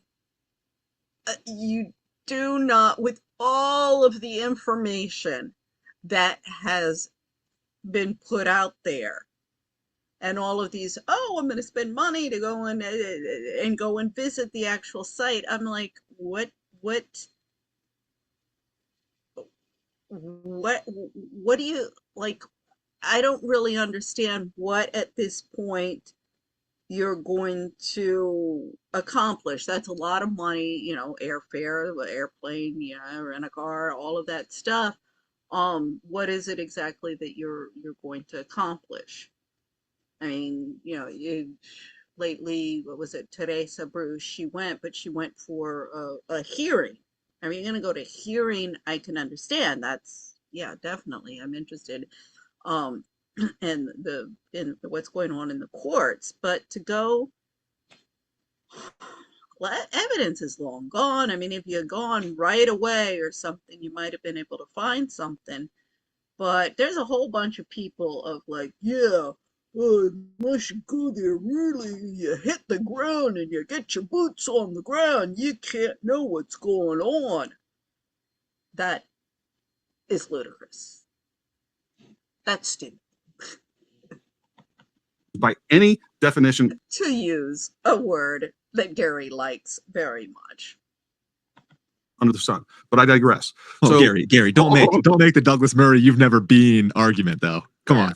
Yeah. Come on. that's not what I'm saying at all. At all. That's not. You can't say that people don't know What what they're I'm talking saying about is- because That's they've never exactly what he just said. been there.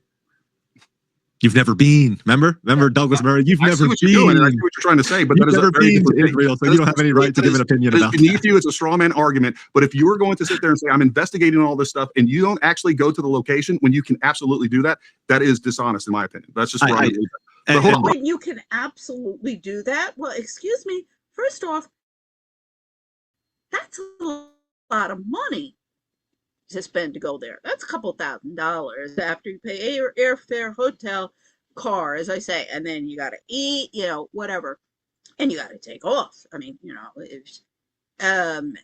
from your other job, whatever you're doing. So, this whole thing that if you didn't go there, you don't have any, you know, you don't have any right to speak unless you go there.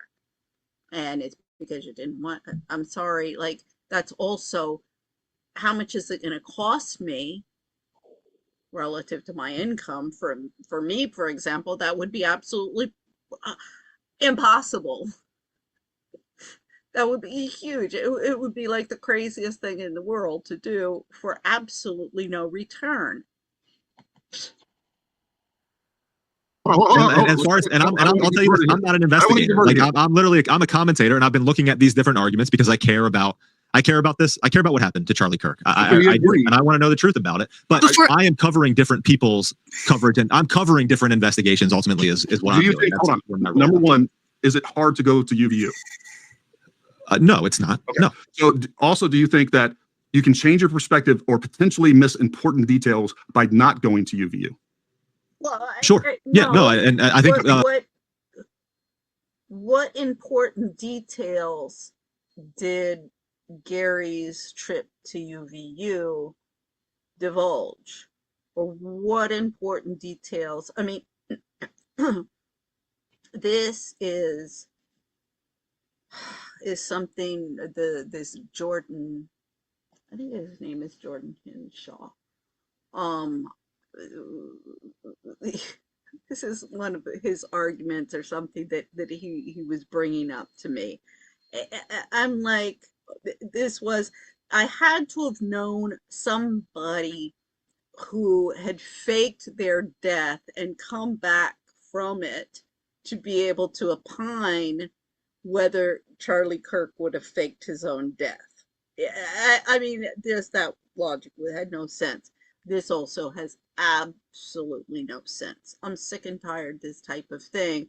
Well, you have to go. How hard is it to go? As I said again, it's not cheap. That's going to cost some money. And unless you're like swimming in money or something, you don't have to go there. I mean, Zach said he's been watching the investigations. I've been watching the investigations. And in fact, it's the investigations. Go back to my first video when Charlie Kirk got assassination. I had already started my deep state stuff.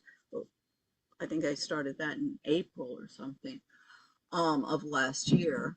And this is just a part of it. And like my interest has been the coverage of this and how the different factions are radicalizing people. I mean, that's what started this whole thing. It was a comment by Arnold Schwarzenegger about how the press was radicalizing everybody and they were the problem. I was like, yeah, they're radicalizing everybody, but they are not just the problem, it's politicians as well. So anyway, I agreed, and that's when I was like, okay, well, let's look at how these different factions are going to be, covering this whole thing. Now, my favorite, Megyn Kelly, is toodaloo, toodaloo. I don't want to get involved in any unpleasantness. Cher Denise was another.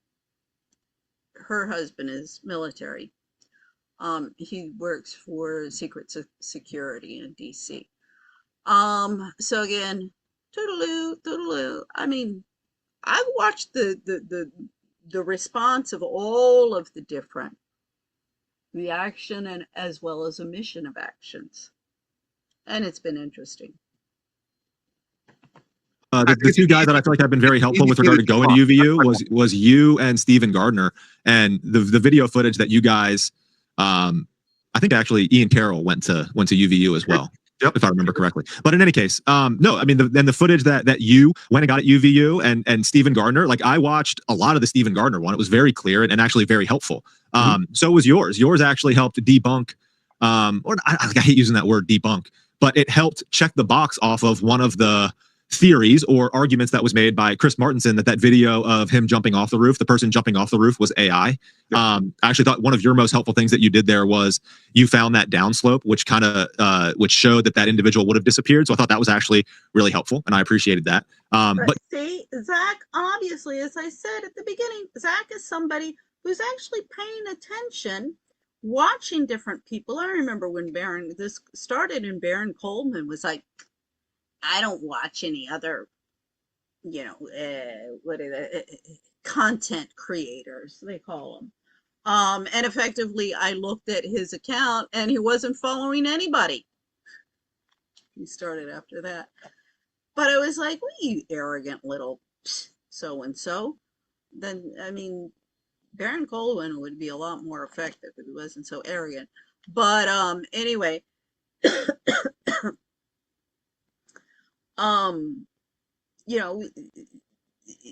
they look that he is paying attention of what's going on.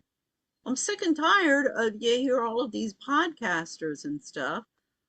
They come out with stuff and I'm like, wait a second, that was debunked from the very beginning. I don't have a problem using that word debunk. But no, I mean, yes, I see the value in what you're talking about. I was, kind of just giving you a hard time in that, I feel like you're taking a shot at Candace there because she's never been to UVU. Definitely was. Yeah. So before you guys go on, I do have the video, and it was not their parents. It was family members.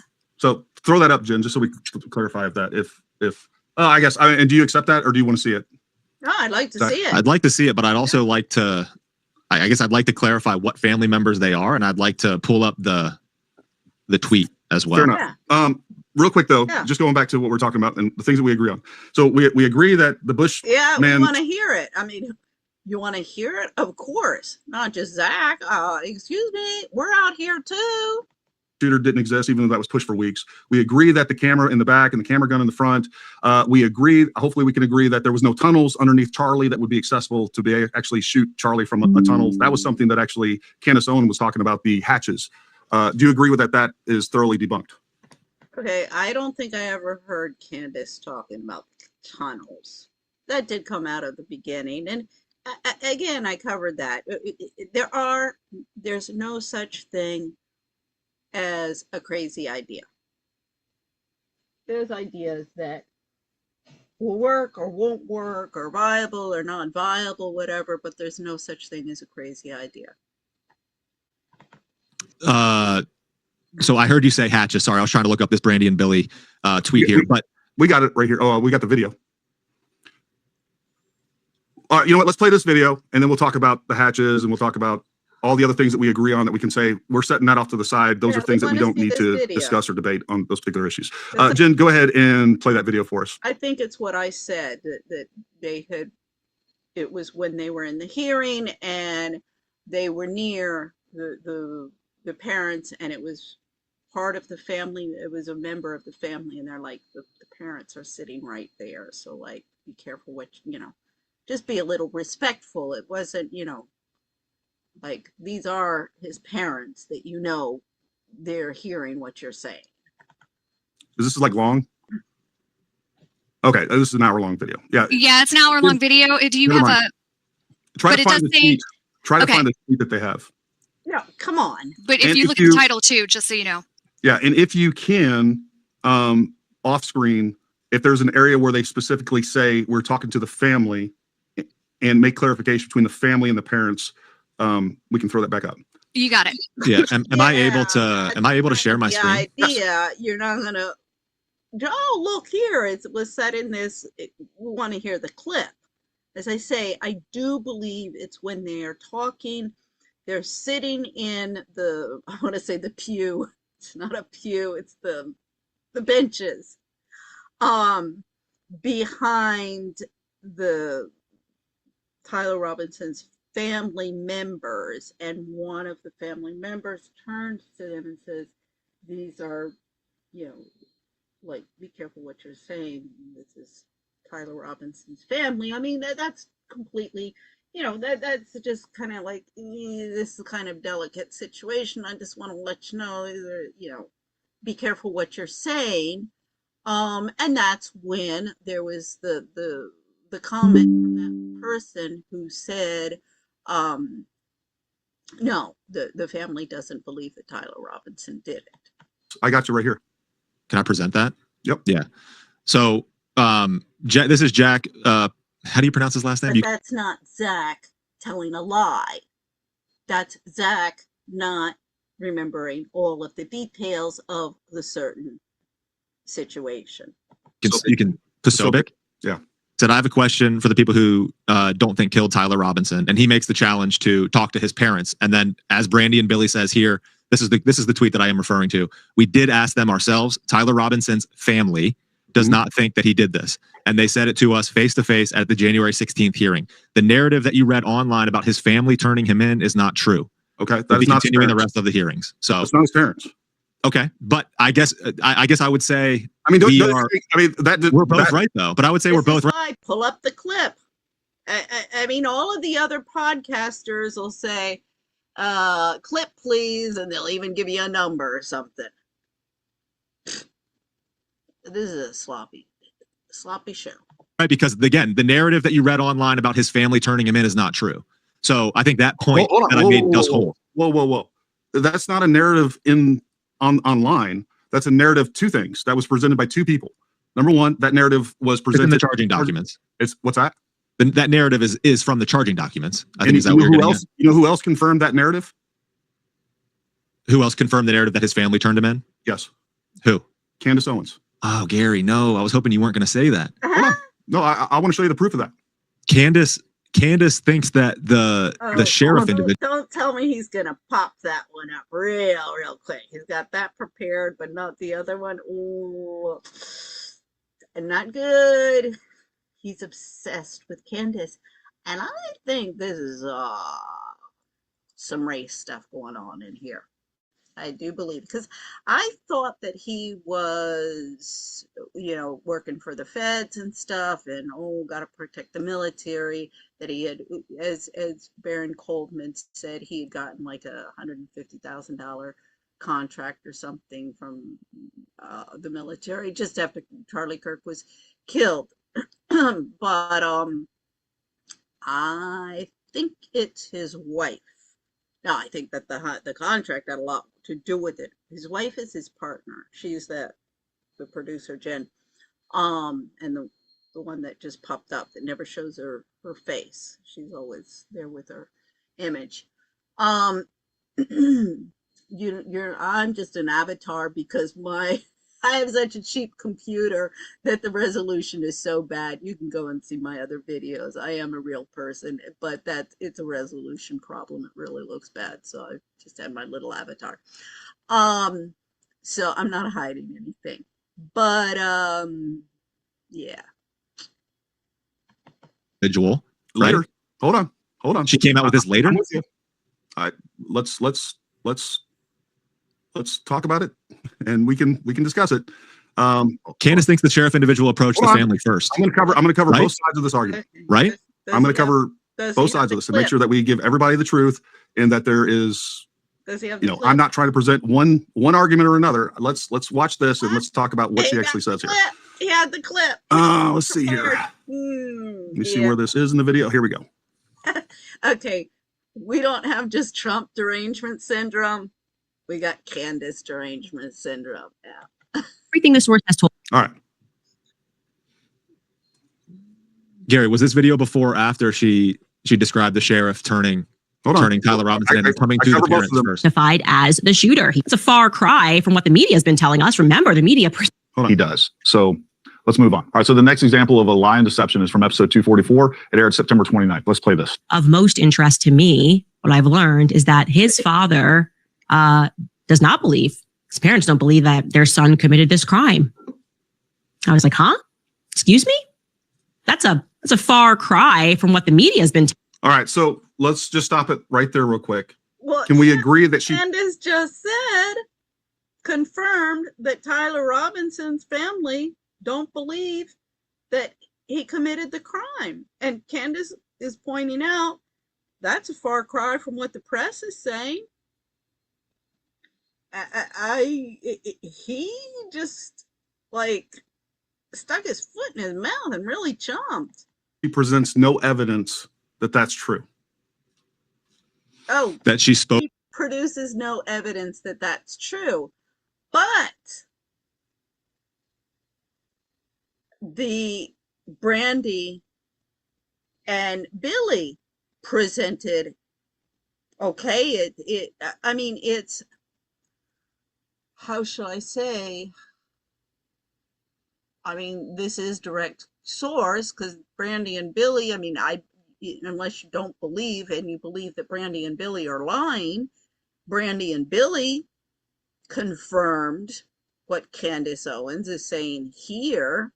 Now, I don't know if she may have talked to Tyler Robinson's family and that was how she knew that Tyler Robinson's family didn't know about it. But Brandy and Billy are corroborating what Candace Owens is saying. And these are two totally different times and different people and everything like that. These are completely removed from each other. So it is, as I say, you might say it's circumstantial evidence, but it is compelling evidence. Now, that Candace Owens doesn't present any evidence of what she's saying at the time. This is the 29th of September. Well, first off, if she was to produce that evidence, she would have had to have brought somebody on to the platform, either a family member or Tyler Robinson's parents, which would have been ill-advised for her to do. And Tyler Robinson's, I mean, if I had been Tyler Robinson's parents, I wouldn't have done it. And it wouldn't have been something that would have been ill-advised. But apparently she did have knowledge. Now, Brandy and Billy are corroborating what she said months before. So what is Gary Melton's point in this? He's making himself look like a fool. Spoke with that individual? That she presents no evidence that she spoke with that individual, or that the father actually believes what she just posited there. I mean, she is making a statement based on her sources, and you have to take her at her word there. Yeah. Okay. Telling us, remember, the media presented this amazing story. The father realized his son was guilty, so it goes, right? And then he phoned over a friend. That quote unquote family friend informed the family. It was that in-between person that informed the family that Tyler had been identified as the shooter. It's a far cry from what the media has been telling us. Remember, the media presented this amazing story. All right. So who was this media that created this amazing story? So basically what she's saying here is it wasn't the parents that identified him. Well, who was the media? I believe that would have been CNN or Fox News, MSNBC, the mainstream media, I think is I don't watch them anymore. So usually what I get is secondary reporting from the podcasts. So there's your answer, Gary Melton. Who was the media? Well, Google it. Go back in the time, Google it, and you can find out exactly which media outlets were saying that. But it was pretty much all, I think, both sides of it. I mean, you remember one of the things that I jumped in and I defended was, this is Arnold Schwarzenegger's ex-wife, Maria Shriver, her new boyfriend. Is it Tobin or something? No, that's the other guy. I forget what his name is. And he, oh God, I think he was fired, but then he got let back. Oh, that started the whole thing. Yeah, so there was a whole bunch of, it was from both sides, the left and the right were reporting pretty much what Candace was saying. So if he wants to verify it, all he has to do is Google it. It was the family friend that said, hey, look, we've identified him. We think it's Tyler. He needs to turn himself in. But let's jump here to episode 237, September 17th. Just, I don't know. We're talking 12 days prior to this. And this is what Candace actually said to begin with. I have a source, and everything the source has told me that has happened and when we were lied to publicly has proven to be correct. So I'm very inclined to believe this source on a couple of other things. And when I speak also to Lance's family, they are confirming what the source is telling me. So we're going to go through this. All right. So she has a source that she has found extremely reliable. And on top of that, everything this source has said has been confirmed by other people. Let's see what the source actually has to say. So they released the photo. And then we are told, as my source initially told me, that it was the mother who recognized Tyler, and she phones him up. Tyler says, Mom, I'm sick. She doesn't believe it. She loops in Dad. Okay. All right. So that right there, she starts off confirming exactly what the charging documents say. And I also will point out, I want everybody to look at what she actually has here for the charging documents. This I also find extremely deceptive. Well, I think I even talk about this, and we might as well just play it. Her own Brought up earlier, just because a podcaster says it so, she's saying she has a source that said that the mom, was contacted, somehow knew something was amiss, and talked. So, that source. I mean, they could legitimately call Candace and say, okay, well, you're going to have to testify. But what I'm saying is, if you're in a court of law and you say, excuse me, judge or jury, yeah, there's this podcaster out here who says that she has a source that told her this. So we're good, right? Right? We believe that. No, hearsay. Okay, subpoena Candace Owens. We're going to have to know who this source is. What exactly, and who is the source? And what's going on there? Yeah, as I say, due process. son. It was the parents that recognized her own son. And she didn't just loop in dad. She showed the father, Matt Robinson, the surveillance footage of the suspect that the FBI released. And let's read the charging documents. This is the official charging documents. I have them right here. I have to say, I'm one of the first to have caught Candace on some sloppy work. And, she may, let's just say, stretch the truth. I've sent her an email on the whole Rothstein, and that's the Rothstein. That is not the family, the guy who fixed the World Series. All of the branches eventually died out. There wouldn't be anybody alive today that, as I say, that branch. Now you want to go back in history, and also the Rothstein of the Franzby family, that has come from Russia. And then the Rothstein, or from Eastern Europe. Now the Rothstein of the World Series, which Candace is also connecting where she's made a mistake. There was a Rothschild in that, but again, ding, ding, ding, Rothschild, Rothstein and Rothschild, and she connected to Eric. I'm like, again, no, there is a Rothschild in that Rothstein family of New York of the World Series, but you can go on Ancestry.com, it's in there. But that again goes to Russia, Eastern Europe, and is not part of the Rothschild German dynasty of the banking dynasty. Now, of course, if you go far enough back in history, I'm sure we can find the origins.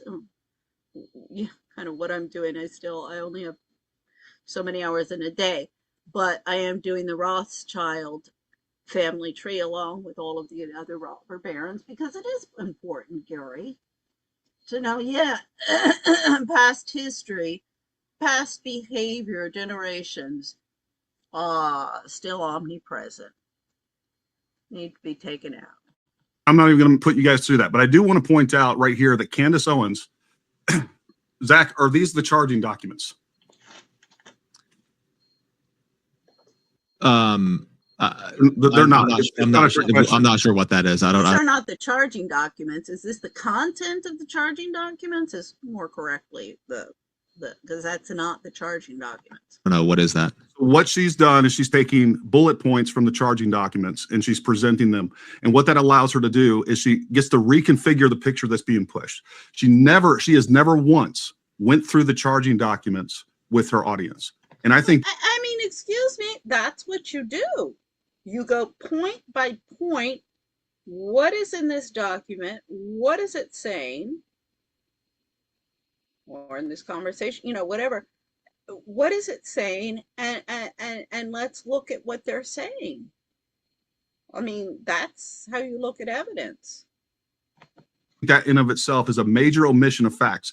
And I point out later on in this video, you guys can go watch it, that she completely distorts even what takes place here. But right here, she has a source that she trusts that has been confirmed multiple times, confirm exactly what is stated in the charging documents. And then 12 days later says she wasn't the one confirming this story, this narrative, because she was the media that actually put this information out. She says, oh, it's the media telling us this lie. It's the same lie that not only did you state, but you also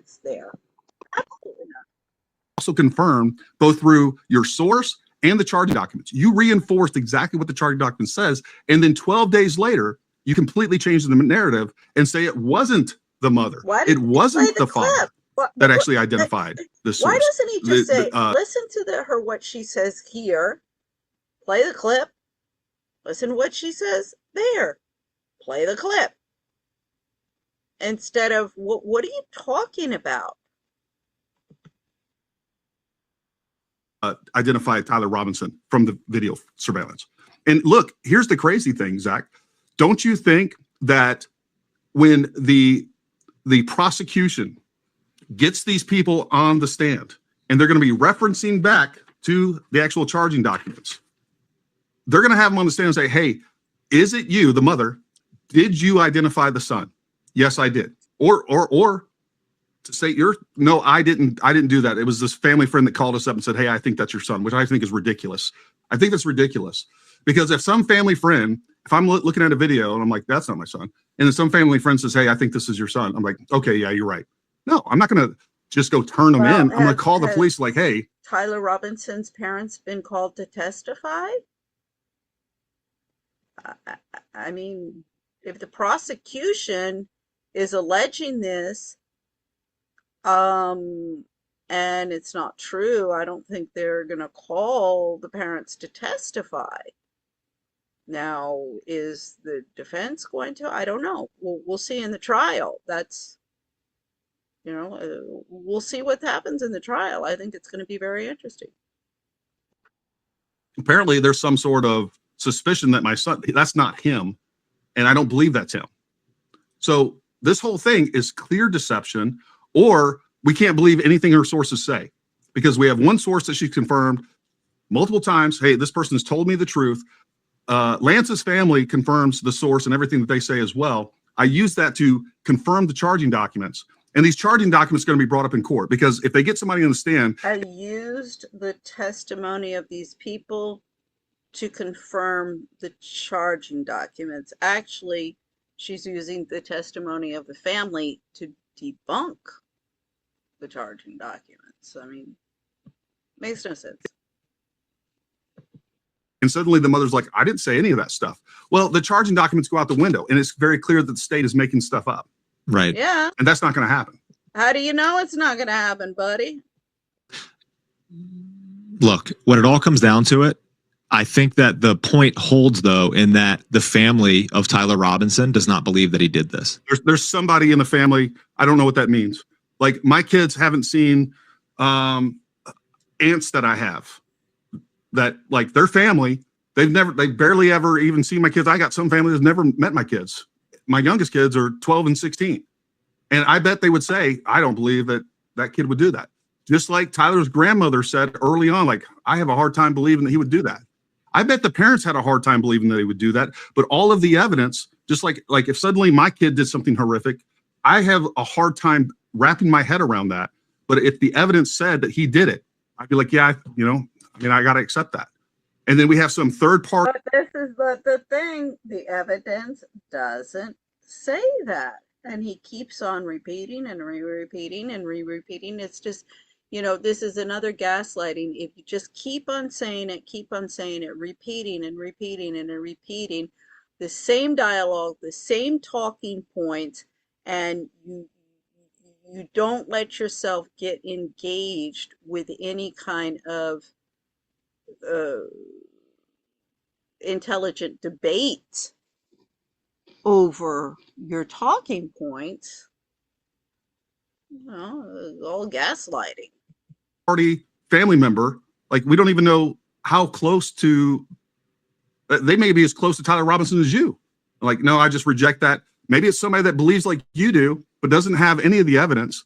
And like, hey, I'm a third cousin of Tyler Robinson, or I'm an aunt of Tyler Robinson. I haven't seen the facts, but you know what? I don't trust the government. So I'm going to reject the idea outright that Tyler Robinson did this in spite of the evidence and in spite of the fact that the parents clearly. I mean, these speculations of, now, if I was a cousin and I hadn't seen the evidence and I would be like, well, no, I don't think, I mean, no, I mean, come to me and say, what do you think? Well, okay, murder, let's not go there because I don't think there's really anybody in my family, even my ex-husband's. Okay, let's pull out a real good one there. Do I think that my ex-husband's brother and cousin, who is part of the police force, Guardia Civil, of the courthouse where I was in Spain, have been involved in trafficking, human trafficking for several decades? Yes, I do believe that they've been involved in that. I'm going to say it. Now, if you say to me, do you believe that your husband, after the divorce and I left, did he become, or even before the divorce, he become involved in laundering some of the money for his brother and his cousin's illegal activity?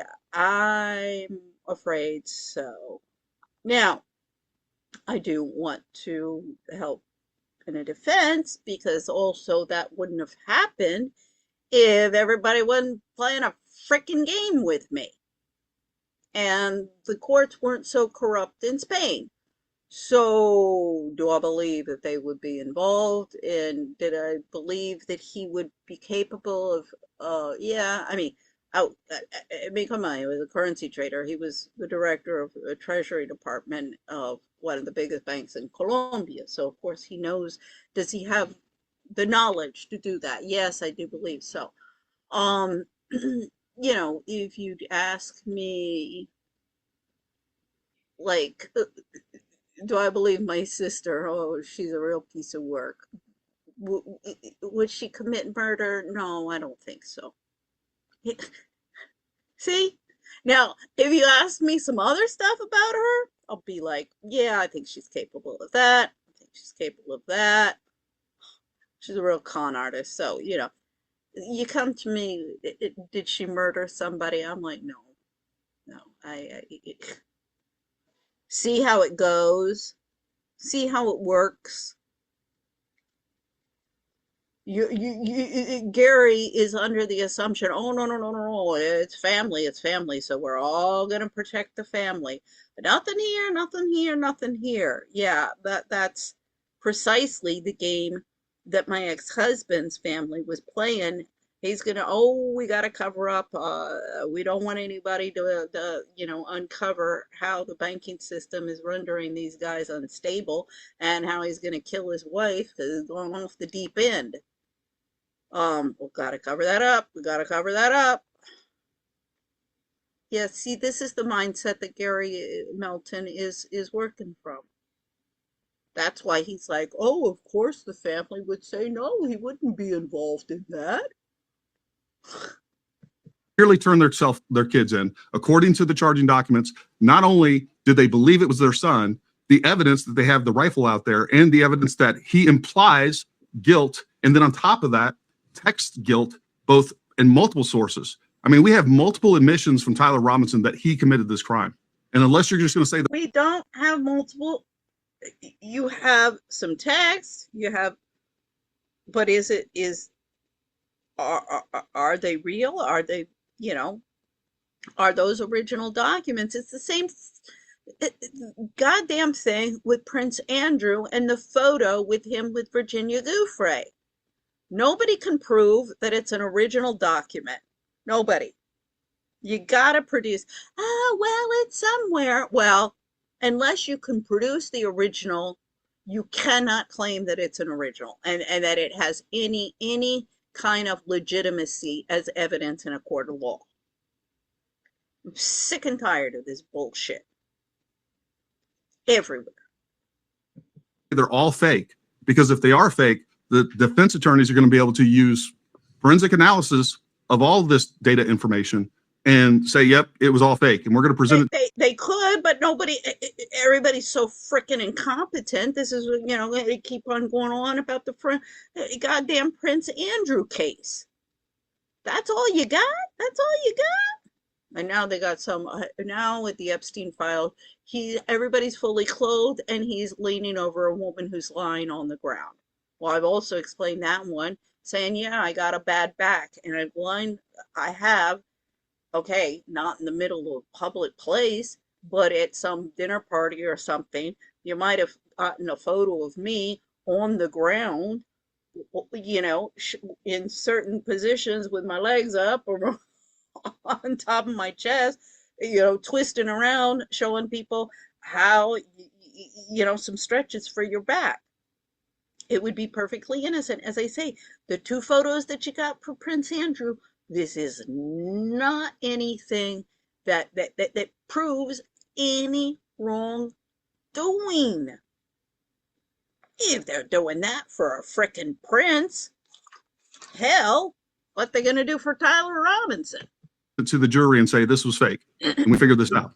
They're going to have forensic analysis of his phone for locations, and if when Tyler Robinson is competent, and that's a big assumption, that he's on the roof, moving through Orem, going through UVU multiple times, but we can. If all of the evidence is there, what is Gary Melton and everybody so worried about? You don't believe if you come again, to but none of that exists though, Gary. Like you're saying that all this stuff exists, but again, we have not been provided any of that evidence. So you're saying this based on a conversation that you had with an attorney about what they might bring. Sure. None of us know. We don't know that. Okay. So you're saying that they have all of this stuff, but that's all speculation. We can. That is absolutely correct and fair. Thank you, Zach. You called him on it. Thank you. But what we do have is we have charging documents, and we can stick to the evidence of this. And just sticking to the evidence of this, forget about all of the mountain of additional evidence that we're going to see and that they actually have. All of that evidence, just what we have here, it is the only logical assumption is that he is, what we have is unless you say this is fake, and I will tell you that I think that's an illogical assumption because they have to provide what's in these charging documents to an attorney, to the jury, and that's how it's done. And unless you're going to... Yeah, that's how it's done, but it's falsified all the freaking time. For 20 years, I've been going on. I've got case prepared for the international courts against my lawyers. This is one of the points that needs to be brought up.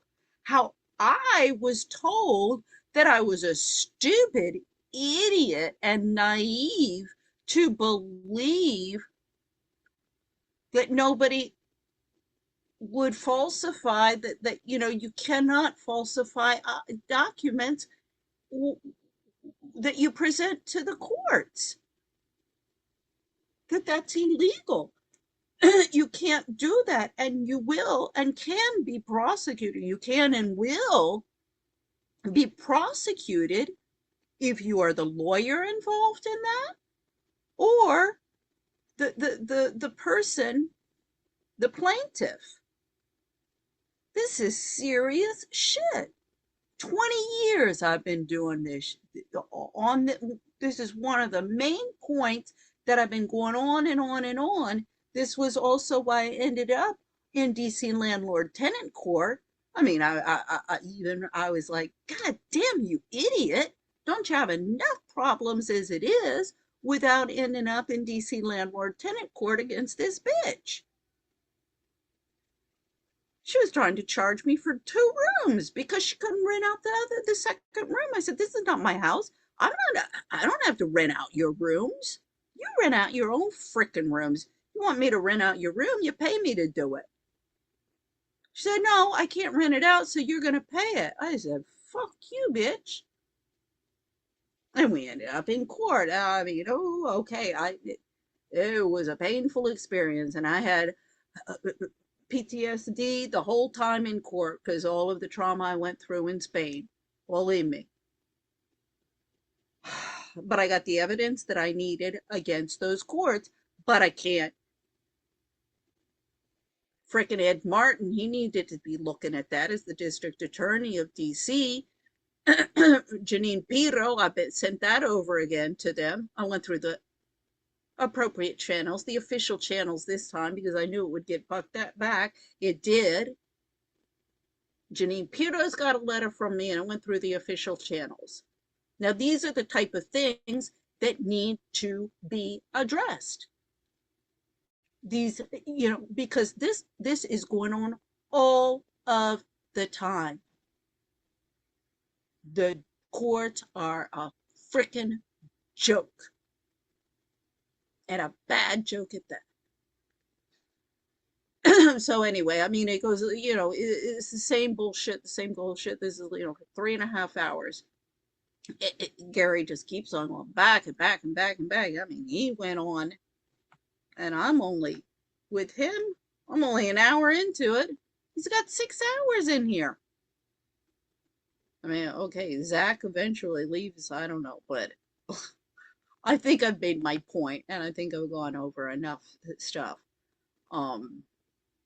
This is just it pissing me off.